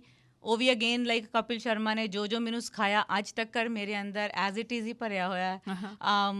ਐਕਟਿੰਗ ਤਾਂ ਬਹੁਤ ਕੀਤੀ, like one of the funniest ਕੋਈ ਤੁਹਾਡਾ ਉਹ ਹੁੰਦਾ ਸੀ ਹਿਸਟੋਰਿਕਸ ਜਿਹਦੇ ਵਿੱਚ ਕਈ ਰੋਲ ਤੁਸੀਂ ਪਲੇ ਕੀਤੇ? ਹਾਂਜੀ, ਉਹਦੇ 'ਚ ਕਈ ਰੋਲ ਪਲੇ ਕੀਤੇ ਸੀਗੇ। ਲਾਈਕ ਉਹਦੇ 'ਚ ਇੱਕ ਜੇ ਫਨੀ ਦੇਖੀਏ ਤਾਂ ਸ਼ਰਾਬੀ ਦਾ ਇੱਕ ਰੋਲ ਸੀਗਾ ਜੋ ਸਾਰੇ ਬਹੁਤ ਲਾਈਕ ਕਰਦੇ ਆ, ਔਰ ਉਹ ਸ਼ਰਾਬੀ ਦੀ ਅੰਦਰੋਂ ਆਵਾਜ਼ ਕੱਢਣਾ ਇੱਕ ਡਿਫਰੈਂਟ ਉਹ ਸੀਗਾ, ਲਾਈਕ ਕਿਸੇ ਨੂੰ ਸਿਖਾ ਨਹੀਂ ਸਕਦੇ ਪਰ ਸਟਿਲ ਮੈਨੂੰ ਉਹਨਾਂ ਨੇ ਸਿਖਾਇਆ ਸੀਗਾ। ਸੋ ਉਹ ਇੱਕ ਜਸਟ ਕਾਈਂਡ ਆਫ ਟ੍ਰੇਲਰ ਜਿਹਾ ਮੈਂ ਤੁਹਾਨੂੰ ਕਰਕੇ ਦਿਖਾ ਸਕਦੀ। ਲੈਟਸ ਸੇ ਕਿ ਸ਼ਰਾਬੀ ਦੀ ਵਾਈਫ ਵੀ ਨਾਲ ਆ ਔਰ ਉਹ ਡਿਵੋਰਸ ਲੈਣਾ ਚਾਹੁੰਦਾ ਆਪਣੀ ਵਾਈਫ ਤੋਂ। ਸੋ ਉਹ ਕਿਸੇ ਆਪਣੀ ਭੂਆ ਕੋਲ ਜਾਂਦਾ ਕਿ ਮੈਨੂੰ ਮੇਰੀ ਵਾਈਫ ਤੋਂ ਡਿਵੋਰਸ ਕਰਾ ਦੇ। ਸੋ ਉਹ ਇੱਦਾਂ ਜਿੱਦਾਂ ਕਹਿ ਸਕਦਾ ਹੈ ਕਿ ਮੇਰਾ ਤਲਾਕ ਕਰਾ ਦੇ ਇਹਦੇ ਨਾਲ, ਮੈਨੂੰ ਦੁਖੀ ਕਰ, ਬਹੁਤ ਦੁਖੀ। ਇਹਦੇ ਸਿਰ 'ਚ ਜੂਆ ਪੈ ਜਾਣ, ਇਹਦਾ ਐਕਸੀਡੈਂਟ ਹੋ ਜਾਵੇ, ਇਹਦਾ ਇਹੋ ਜਿਹੀ ਮੈਨੂੰ ਬੱਚੇ ਜੰਮੇ ਇੱਥੇ, ਬੱਚੇ ਜੰਮ ਫੁੱਟਬਾਲ ਵਾਂਗਦੇ ਬੱਚੇ ਜੰਮ ਤੇ ਕੰਡੀ ਨਵਾਬਜ਼ਾਦੇ ਜੰਮੇ, ਕੋਈ ਨਵਾਬਜ਼ਾਦੇ ਨਹੀਂ ਜੰਮੇ, ਇਹਨੇ ਤਾਂ ਹਰਾਮਜ਼ਾਦੇ ਜੰਮੇ। ਆ ਗਈ ਇੱਥੇ ਮੇਰਾ ਸ਼ਟ ਅਪ। ਬਹੁਤ ਵਧੀਆ ਬਹੁਤ ਵਧੀਆ। ਉਸ ਮੂਮੈਂਟ ਦੇ ਵਿੱਚ ਇੱਕਦਮ ਤੁਸੀਂ ਵਾਪਸ ਚਲੇ ਗਏ। That's beautiful. ਸਾਡੇ ਇੱਕ ਲਿਸਨਰ ਨੇ ਗੱਲ ਕਰਨਾ ਚਾਹੁੰਦੇ ਤੁਹਾਡੇ ਨਾਲ। ਹਾਂਜੀ ਰਜਨੀਸ਼ ਜੀ, ਤੁਸੀਂ ਔਨ 에ਅਰ ਹੋ? ਹਾਂਜੀ, ਸਤਿ ਸ਼੍ਰੀ ਅਕਾਲ ਜੀ। ਔਰ ਮੈਨੂੰ ਇਹਦਾ ਨਾਮ ਨਹੀਂ ਪਤਾ, ਮੈਂ ਜਸਟ ਹੁਣੇ ਜੁਆਇਨ ਕੀਤਾ। ਜਸਪ੍ਰੀਤ ਜੀ। Okay, congratulations. ਤੁਹਾਡੀਆਂ ਅਚੀਵਮੈਂਟਸ ਥੋੜ੍ਹੀ ਬਹੁਤੀ ਮੈਂ ਸੁਣਦਾ ਪਿਆ ਸੀ ਬੜੇ। ਮੈਂ ਖੁਦ ਨੋਸਟੈਲਜਿਕ ਹੋ ਗਿਆ ਕਿਉਂਕਿ ਉਹ ਜ਼ੋਨਲ ਫੈਸਟੀਵਲ ਔਰ ਯੂਥ ਫੈਸਟੀਵਲ ਦੀ ਗੱਲਾਂ ਸ਼ੁਰੂ ਕਰਤੀਆਂ ਤੇ ਮੈਂ ਕਿਹਾ ਚਲੋ। And the good thing that ਜਿਹੜੀ ਹੁਣੇ ਆਈ ਕਿ ਵੀ ਜਿਹੜੀ ਕਾਮਯਾਬੀ ਸਾਰੇ ਦੇਖਦੇ ਆ ਨਾ, ਉਹਦੇ ਪਿੱਛੇ ਦੀ ਮਿਹਨਤ ਲੋਕਾਂ ਨੂੰ ਨਹੀਂ ਦਿਸਦੀ। ਮੈंने ਕਪਿਲ ਸ਼ਰਮਾ ਦੀ ਗੱਲ ਕੀਤੀ ਕਿਸ ਤਰ੍ਹਾਂ, ਕਿਉਂਕਿ ਅਸੀਂ ਆਪਣੇ ਅੱਖੀਂ ਵੇਖਿਆ ਹੋਇਆ ਇਹਨਾਂ ਸਾਰਿਆਂ ਨੂੰ, ਕਪਿਲ ਹੋਏ, ਭਾਰਤੀ ਹੋਏ, ਚੰਦਨ ਹੋਇਆ, ਕਿੰਨਾ ਜ਼ਿਆਦਾ ਇਹਨਾਂ ਲੋਕਾਂ ਨੇ ਮਿਹਨਤ ਕੀਤੀ ਹੈ ਔਰ ਫਿਰ ਉੱਥੇ ਪਹੁੰਚੇ। ਔਰ ਜਦੋਂ ਕੋਈ ਇੱਥੇ ਬੋਲਦਾ ਕਿ ਨਹੀਂ ਜੀ ਦੇਖੋ ਜੀ ਉਹ ਤੁੱਕਾ ਲੱਗ ਗਿਆ, ਇਹ ਲੱਗੇ, ਤੁੱਕੇ ਨਹੀਂ ਲੱਗੇ ਹੁੰਦੇ ਬਾਈ, ਬਹੁਤ ਮਿਹਨਤ ਕੀਤੀ ਹੁੰਦੀ ਹੈ। ਐਸੇ ਤਰੀਕੇ ਹੁਣ ਜਸਪ੍ਰੀਤ ਜੀ ਵੀ ਜਿਸ ਹੁਣ ਆਏ ਇੱਥੇ ਕੈਨੇਡਾ, ਮੈਂ ਚਾਹੂੰਗਾ ਕਿ ਇਹ ਵੀ ਇੱਥੇ ਆ ਕੇ ਥੀਏਟਰ ਕਰਨ ਜਦੋਂ ਮੌਕਾ ਮਿਲੇ ਔਰ ਸਾਨੂੰ ਦੱਸਣ ਕਿ ਅਸੀਂ ਵੇਖਣ ਆਵਾਂਗੇ। ਫਿਰ ਰਾਜੀਸ਼ ਜੀ, ਤੁਸੀਂ ਨਾ ਰੇਡੀਓ ਲੇਟ ਲਗਾਇਆ। ਅਸੀਂ ਪਹਿਲਾ ਘੰਟਾ ਜਿਹੜੀ ਗੱਲਬਾਤ ਕੀਤੀ ਆ, ਜਸਪ੍ਰੀਤ ਟਰੱਕ ਚਲਾਉਂਦੀ ਅੱਜ ਕੱਲ੍ਹ ਟੋਰਾਂਟੋ ਤੋਂ, ਇਹ US ਲੈ ਕੇ ਜਾਂਦੀ ਆ, ਲੰਬੇ ਰੂਟ ਦਾ ਟਰੱਕ ਚਲਾਉਂਦੀ ਆ, ਟਰੱਕਰ ਹੈ ਅੱਜ ਕੱਲ੍ਹ। ਕਿਆ ਬਾਤ ਹੈ, ਕਿਆ ਬਾਤ ਹੈ, ਕਿਆ ਬਾਤ ਹੈ, ਬਹੁਤ ਅੱਛੇ, ਬਹੁਤ ਅੱਛੇ। ਬਾਕੀ ਕਲਾ ਜਿਹੜੀ ਆਪਣੀ ਜਿੰਦੀ ਰੱਖੀ ਹੋਈ ਹੈ ਇਹਨੇ। ਕੋਇਨਸੀਡੈਂਟਲੀ ਮੈਂ ਦਿੱਲੀ ਸੀ ਪਿਛਲੇ ਮਹੀਨੇ and the first time I met a woman taxi driver over there. ਅੱਛਾ, ਹਾਂ। ਸੋ ਇਟਸ ਦੁਨੀਆ ਅੱਗੇ ਵਧਦੀ ਪਈ ਹੈ, ਬਹੁਤ ਅੱਛੀ ਗੱਲ ਹੈ। ਵੈਰੀ ਵੈਲ ਡਨ, ਬਹੁਤ ਅੱਛੀ ਗੱਲ। ਤੁਸੀਂ ਟਰੱਕ ਚਲਾ ਰਹੇ ਹੋ, ਜੋ ਵੀ ਤੁਸੀਂ ਪ੍ਰੋਫੈਸ਼ਨ ਕਰ ਰਹੇ ਹੋ, ਆਹ ਪ੍ਰੋਫੈਸ਼ਨ ਬਹੁਤ ਅੱਛਾ ਹੈ ਔਰ ਤੁਸੀਂ ਟਰੱਕ ਚਲਾ ਰਹੇ ਹੋ, that's very good to hear. And ਤੁਸੀਂ ਥੀਏਟਰ ਦੇ ਬੰਦੇ ਹੋ ਔਰ ਤੁਸੀਂ ਸਾਡੀ ਫੀਲਡ ਦੇ ਬੰਦੇ ਹੋ। So thank you Navjot ji, thank you for bringing her along and good to hear from you Jaspreet. Thank you so much. ਇਹ ਰਜਨੀਸ਼ ਜੀ ਸਾਡੀ ਯੂਨੀਵਰਸਿਟੀ ਆਫ ਫਰੇਜ਼ਰ ਵੈਲੀ ਦੇ ਵਿੱਚ ਪੜ੍ਹਾਉਂਦੇ ਨੇ। ਇਹ ਥੀਏਟਰ ਐਂਡ ਇੰਗਲਿਸ਼ ਡਿਪਾਰਟਮੈਂਟ ਦੇ ਵਿੱਚ ਹੈਗੇ ਆ। ਅੱਜ ਤੁਹਾਨੂੰ ਸੁਣ ਰਹੇ ਸੀ, ਉਹਨਾਂ ਨੇ ਐਸੋਸੀਏਸ਼ਨ ਮਹਿਸੂਸ ਕੀਤੀ, ਇਸ ਕਰਕੇ ਤੁਹਾਨੂੰ ਕਾਲ ਕੀਤੀ ਹੈ। ਸਾਡੇ ਇੱਕ ਕਾਲਰ ਇਸ ਵੇਲੇ ਹੋਰ ਤੁਹਾਡੇ ਨਾਲ ਗੱਲ ਕਰਨਾ ਚਾਹੁੰਦੇ ਆ, ਸਾਡੇ ਰੈਗੂਲਰ ਕਾਲਰ ਨੇ। ਅਮਰ ਸਿੰਘ ਜੀ, ਸਵਾਗਤ ਹੈ ਤੁਹਾਡਾ। ਹਾਂਜੀ, ਬੜੀ ਮਿਹਰਬਾਨੀ। ਮੈਂ ਸਾਰੀ ਗੱਲ ਸੁਣਦਾ ਰਿਹਾ ਹੋ ਰਿਹਾ। ਹਾਂ, ਅਤੇ ਹਿਊਮਨ ਬਿਹੇਵੀਅਰ ਬਾਰੇ ਹਮੇਸ਼ਾ ਹੀ ਮੈਂ ਧਿਆਨ ਰੱਖਦਾ, ਮੈਂ ਲਰਨਰ ਵੀ ਹਾਂ। ਅਤੇ ਮੈਂ ਸਿਰਫ ਇਹ ਕਮੈਂਟਸ ਦੇਣਾ ਚਾਹੁੰਦਾ ਕਿ ਮੋਸਟਲੀ ਯਾਨੀ ਕਿ ਮੈਂ ਅਨਬਾਸਡ ਓਪੀਨੀਅਨ ਦੇਣਾ ਹੁੰਦਾ। ਅਤੇ ਮੈਂ ਜਸਪ੍ਰੀਤ ਹੋਰਾਂ ਨੂੰ ਕਹਿਣਾ ਚਾਹੁੰਦਾ ਕਿ ਜੋ ਇੱਥੇ ਕੈਨੇਡਾ ਰਹਿੰਦੇ ਦੇਰ ਹੋ ਗਈ ਹੈ, ਕਹਿੰਦੇ live with dignity and leave a legacy behind. ਮਤਲਬ ਕਿ ਤੁਸੀਂ ਇੱਜ਼ਤ ਨਾਲ ਜੀਓ ਤੇ ਪਿੱਛੇ ਮਿਸਾਲ ਛੱਡ ਦਿਓ। So she is doing good role, ਯਾਨੀ ਕਿ ਫੈਮਿਲੀ ਹਾਰਮੋਨੀ ਵੀ, ਕਮਿਊਨਿਟੀ ਵਿੱਚ ਵੀ। ਅਤੇ ਮੈਂ ਚਾਹੁੰਦਾ ਕਿ ਇਸ ਗੱਲ 'ਤੇ ਮੈਂ ਇਹਨਾਂ ਨੂੰ ਮੋਟੀਵੇਟ ਵੀ ਕਰਦਾ ਅਤੇ ਮੈਂ ਕੰਪਲੀਮੈਂਟ ਕਰਦਾ ਕਿ ਇਹ ਅੱਛੀ ਮਿਸਾਲ ਛੱਡ ਰਹੇ ਨੇ। ਅਤੇ ਇਸ ਕਰਕੇ ਇਹਨਾਂ ਨੂੰ ਕੋਈ ਡਿਸਕਰਜ ਨਾ ਕਰੇ, ਜੇ ਕੋਈ ਕਰੇ ਵੀ ਨਾ, she should not take it seriously. Thank you very much. Thank you, ਬਹੁਤ ਬਹੁਤ ਸ਼ੁਕਰੀਆ ਅਮਰ ਸਿੰਘ ਜੀ ਕਾਲ ਕਰਨ ਦੇ ਲਈ। ਜਸਪ੍ਰੀਤ, ਆਪਣੇ ਕੋਲ ਰਹਿ ਗਏ ਨੇ 5-7 ਮਿੰਟ ਬਾਕੀ ਨੇ। ਮੈਂ ਚਾਹੁੰਦੀ ਹਾਂ ਕਿ ਤੁਸੀਂ ਘੱਟੋ ਘੱਟ ਇੱਕ ਆਈਟਮ ਹੋਰ ਜ਼ਰੂਰ ਪੇਸ਼ ਕਰੋ। ਹੋਰ ਆਈਟਮ ਸਿੱਧਾ ਖੜੇ ਪੈਰ ਤਾਂ ਹੁੰਦਾ ਕਿ ਤੁਸੀਂ ਦੱਸੋ ਕੀ ਕਰ ਸਕਦੀ ਹਾਂ ਮੈਂ? I can't say anything. ਜੋ ਵੀ ਤੁਹਾਨੂੰ ਲੱਗਦਾ ਹੈ, ਤੁਹਾਨੂੰ ਕੁਛ ਯਾਦ ਹੋਵੇ, ਕੋਈ ਸਕ੍ਰਿਪਟ ਕੋਈ ਪੁਰਾਣੀ ਯਾਦ ਹੋਵੇ, ਕਿਉਂਕਿ ਮੈਨੂੰ ਪਤਾ ਹੈ ਕਿ ਹੁਣ ਬਹੁਤ ਸਾਲ ਹੋ ਗਏ। ਹਾਂਜੀ, ਹੁਣ ਥੀਏਟਰ ਛੱਡਿਆ ਨੂੰ ਤਾਂ ਬਹੁਤ ਸਾਲ ਹੋ ਗਏ। ਸਟਿਲ ਕੋਈ ਸਕ੍ਰਿਪਟ ਕੋਈ ਯਾਦ ਹੋਵੇ? It's not a test. ਜੇ ਤੁਹਾਨੂੰ ਲੱਗਦਾ ਕਿ ਨਹੀਂ ਕੰਫਰਟੇਬਲ, ਦੈਟਸ ਫਾਈਨ। ਕਿਉਂਕਿ ਉੱਦਾਂ ਕਿਉਂਕਿ ਚੰਗਾ ਬੜਾ ਲੱਗਾ ਤੁਹਾਡੇ ਕੋਲੋਂ ਸੁਣ ਕੇ। ਹਾਂਜੀ, ਐਕਟਿੰਗ ਦਾ ਨਹੀਂ, ਉਹ ਐਕਚੁਅਲੀ ਪਤਾ ਕਿ ਸਕ੍ਰਿਪਟ ਫਿਰ ਬਹੁਤ ਲੌਂਗ ਚਲੀਆਂ ਜਾਂਦੀਆਂ। ਹੁਣ ਫਿਰ ਜਦੋਂ ਆਪਾਂ ਨੈਕਸਟ ਟਾਈਮ ਆਵਾਂਗੇ, ਉਹ ਫਿਰ ਮੈਂ 10-15 ਮਿੰਟ ਦੀ ਪੂਰੀ ਸਕ੍ਰਿਪਟ ਤੁਹਾਡੇ ਅੱਗੇ ਰੱਖਾਂਗੀ। ਹਾਂਜੀ, ਉਹ ਕਰਕੇ ਦਿਖਾਵਾਂਗੇ ਜ਼ਰੂਰ। ਹੁਣ ਜਦੋਂ ਐਕਟਿੰਗ ਸਿੱਖ ਰਹੇ ਸੀ, ਮੈਂ ਇਹ ਤੁਹਾਡੇ ਕੋਲ ਸਮਝਣ ਦੀ ਕੋਸ਼ਿਸ਼ ਕਰ ਰਹੀ ਹਾਂ ਕਿ ਐਕਟਿੰਗ ਸਿੱਖ ਰਹੇ ਸੀ ਜਾਂ ਐਕਟਿੰਗ ਦੀਆਂ ਜਿਹੜੀਆਂ ਡੈਪਥਸ ਸੀ ਤੁਸੀਂ ਉਹ ਸਿੱਖ ਰਹੇ ਸੀ? ਐਕਟਿੰਗ ਆਲਰੇਡੀ ਅੰਦਰ ਸੀ? ਐਕਟਿੰਗ ਅੰਦਰ ਨਹੀਂ ਸੀਗੀ ਐਕਚੁਅਲੀ। ਜਦੋਂ ਵੈਸੇ ਮੇਰਾ ਜਿਹੜਾ ਇੰਟਰਸਟ ਸੀਗਾ ਉਹ ਗਿੱਧਾ ਐਂਡ ਭੰਗੜਾ ਵਾਲੀ ਸਾਈਡ ਹੀ ਸੀਗਾ ਸ਼ੁਰੂ ਤੋਂ। ਪਰ ਜਦੋਂ ਕਪਿਲ ਸ਼ਰਮਾ ਹੁਣੀ ਸਾਰੇ ਆਏ, ਉਹਨਾਂ ਨੇ ਟੈਸਟ ਲਏ, ਆਡੀਸ਼ਨ ਲਏ ਸਾਡੇ, ਅਤੇ ਉਹਨਾਂ ਨੂੰ ਲੱਗਾ ਮੇਰੇ 'ਚ, ਉਹਨਾਂ ਨੇ ਉਦੋਂ ਤਾਂ ਮੈਂ ਜਾਣਦੀ ਨਹੀਂ ਸੀਗੀ ਉਹਨਾਂ ਨੂੰ, ਪਰ ਉਹਨਾਂ ਨੇ ਜਦੋਂ ਆਡੀਸ਼ਨ ਲਿਆ, ਇੱਕ ਡਾਇਲੌਗ ਜਿਹਾ ਦਿੱਤਾ, ਬੋਲ ਕੇ ਦਿਖਾਓ, ਉਹਨਾਂ ਨੂੰ ਲੱਗਾ ਕਿ ਆਹ ਕੁੜੀ ਕੁਛ ਕਰ ਸਕਦੀ ਹੈ। ਸੋ ਉਹਨਾਂ ਨੇ ਮੈਨੂੰ ਪਹਿਲਾਂ ਇੱਕ ਐਕਸਟਰਾ ਰੋਲ ਦੇ ਵਿੱਚ ਰੱਖਿਆ, ਛੋਟੇ ਰੋਲ 'ਚ ਰੱਖਿਆ। ਹੌਲੀ ਹੌਲੀ ਮੇਰੇ ਰੋਲਸ ਅਪਗ੍ਰੇਡ ਕਰਦੇ ਰਹੇ। ਫਿਰ ਇਕੱਲਾ ਪਲੇ ਨਹੀਂ ਕੀਤਾ, ਫਿਰ ਸਕਿਟਸ 'ਚ ਵੀ ਨਾਲ, ਫਨੀ ਰੋਲਸ 'ਚ ਵੀ ਪਾਇਆ, ਸੀਰੀਅਸ 'ਚ ਵੀ ਪਾਇਆ, ਰੋਣ ਵਾਲੇ ਰੋਲਸ 'ਚ ਵੀ ਉਹਨਾਂ ਨੇ ਮੈਨੂੰ ਕੀਤਾ।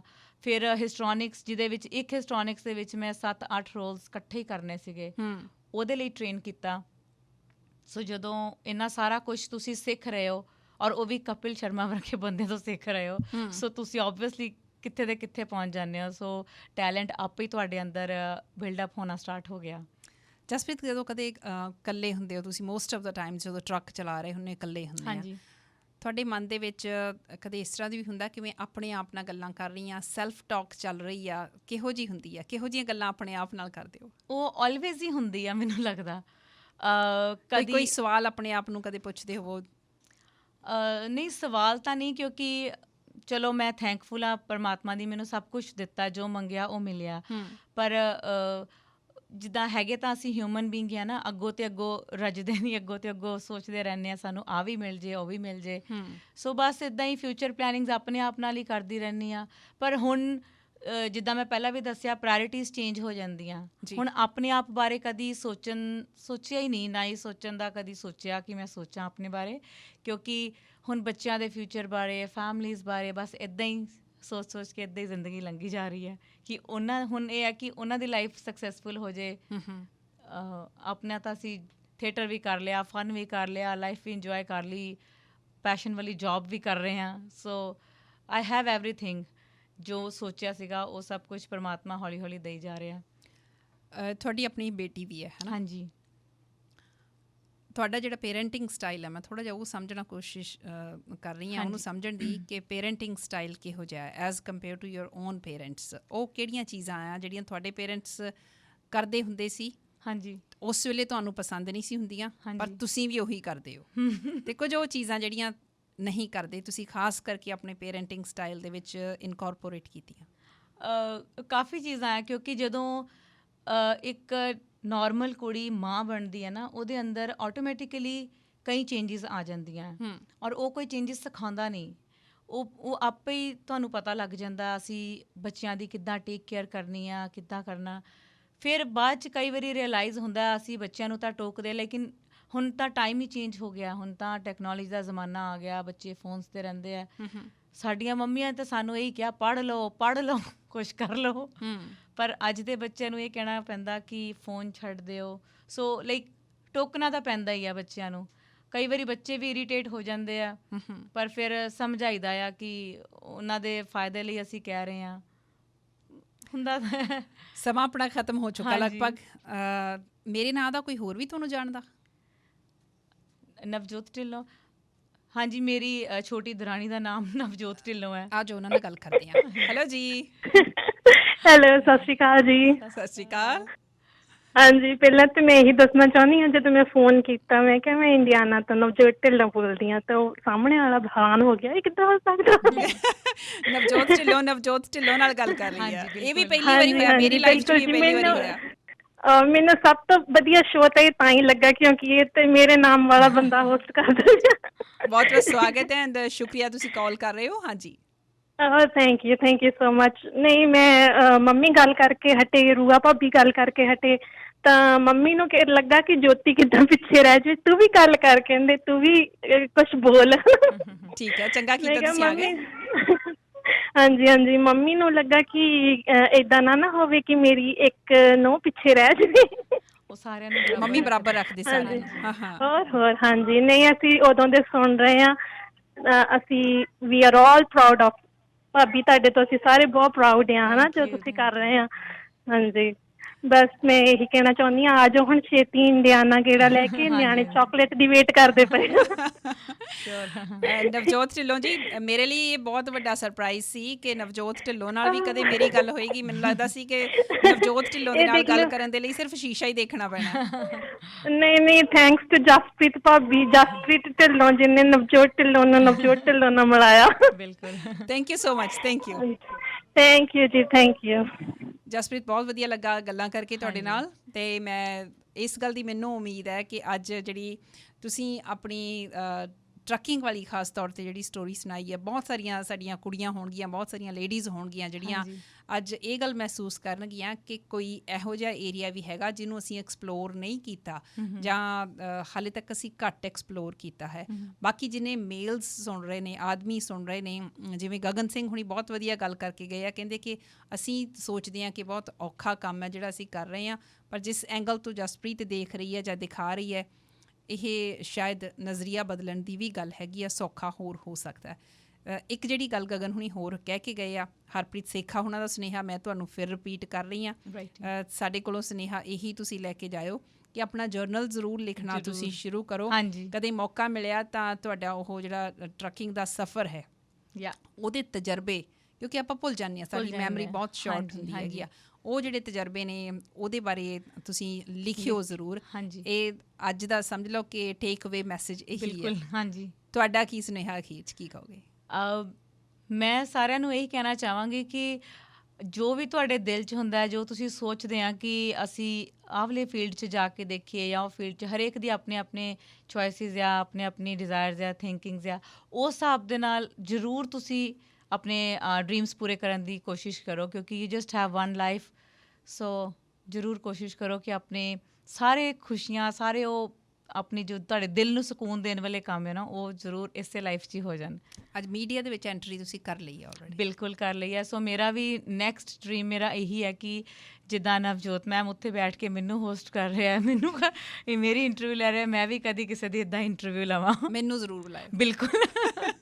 Thank you so much. Thank you so much.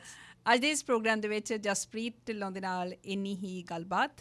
ਮੈਂ ਉਮੀਦ ਕਰਦੀ ਹਾਂ ਕਿ ਇਹ ਗੱਲਾਂ ਤੁਹਾਨੂੰ ਜ਼ਰੂਰ ਪਸੰਦ ਆਈਆਂ ਹੋਣਗੀਆਂ। ਕੋਈ ਫੀਡਬੈਕ ਦੇਣੀ ਹੋਵੇ navjot@sherpunjabradio.ca 'ਤੇ ਤੁਸੀਂ ਮੈਨੂੰ ਈਮੇਲ ਕਰ ਸਕਦੇ ਹੋ।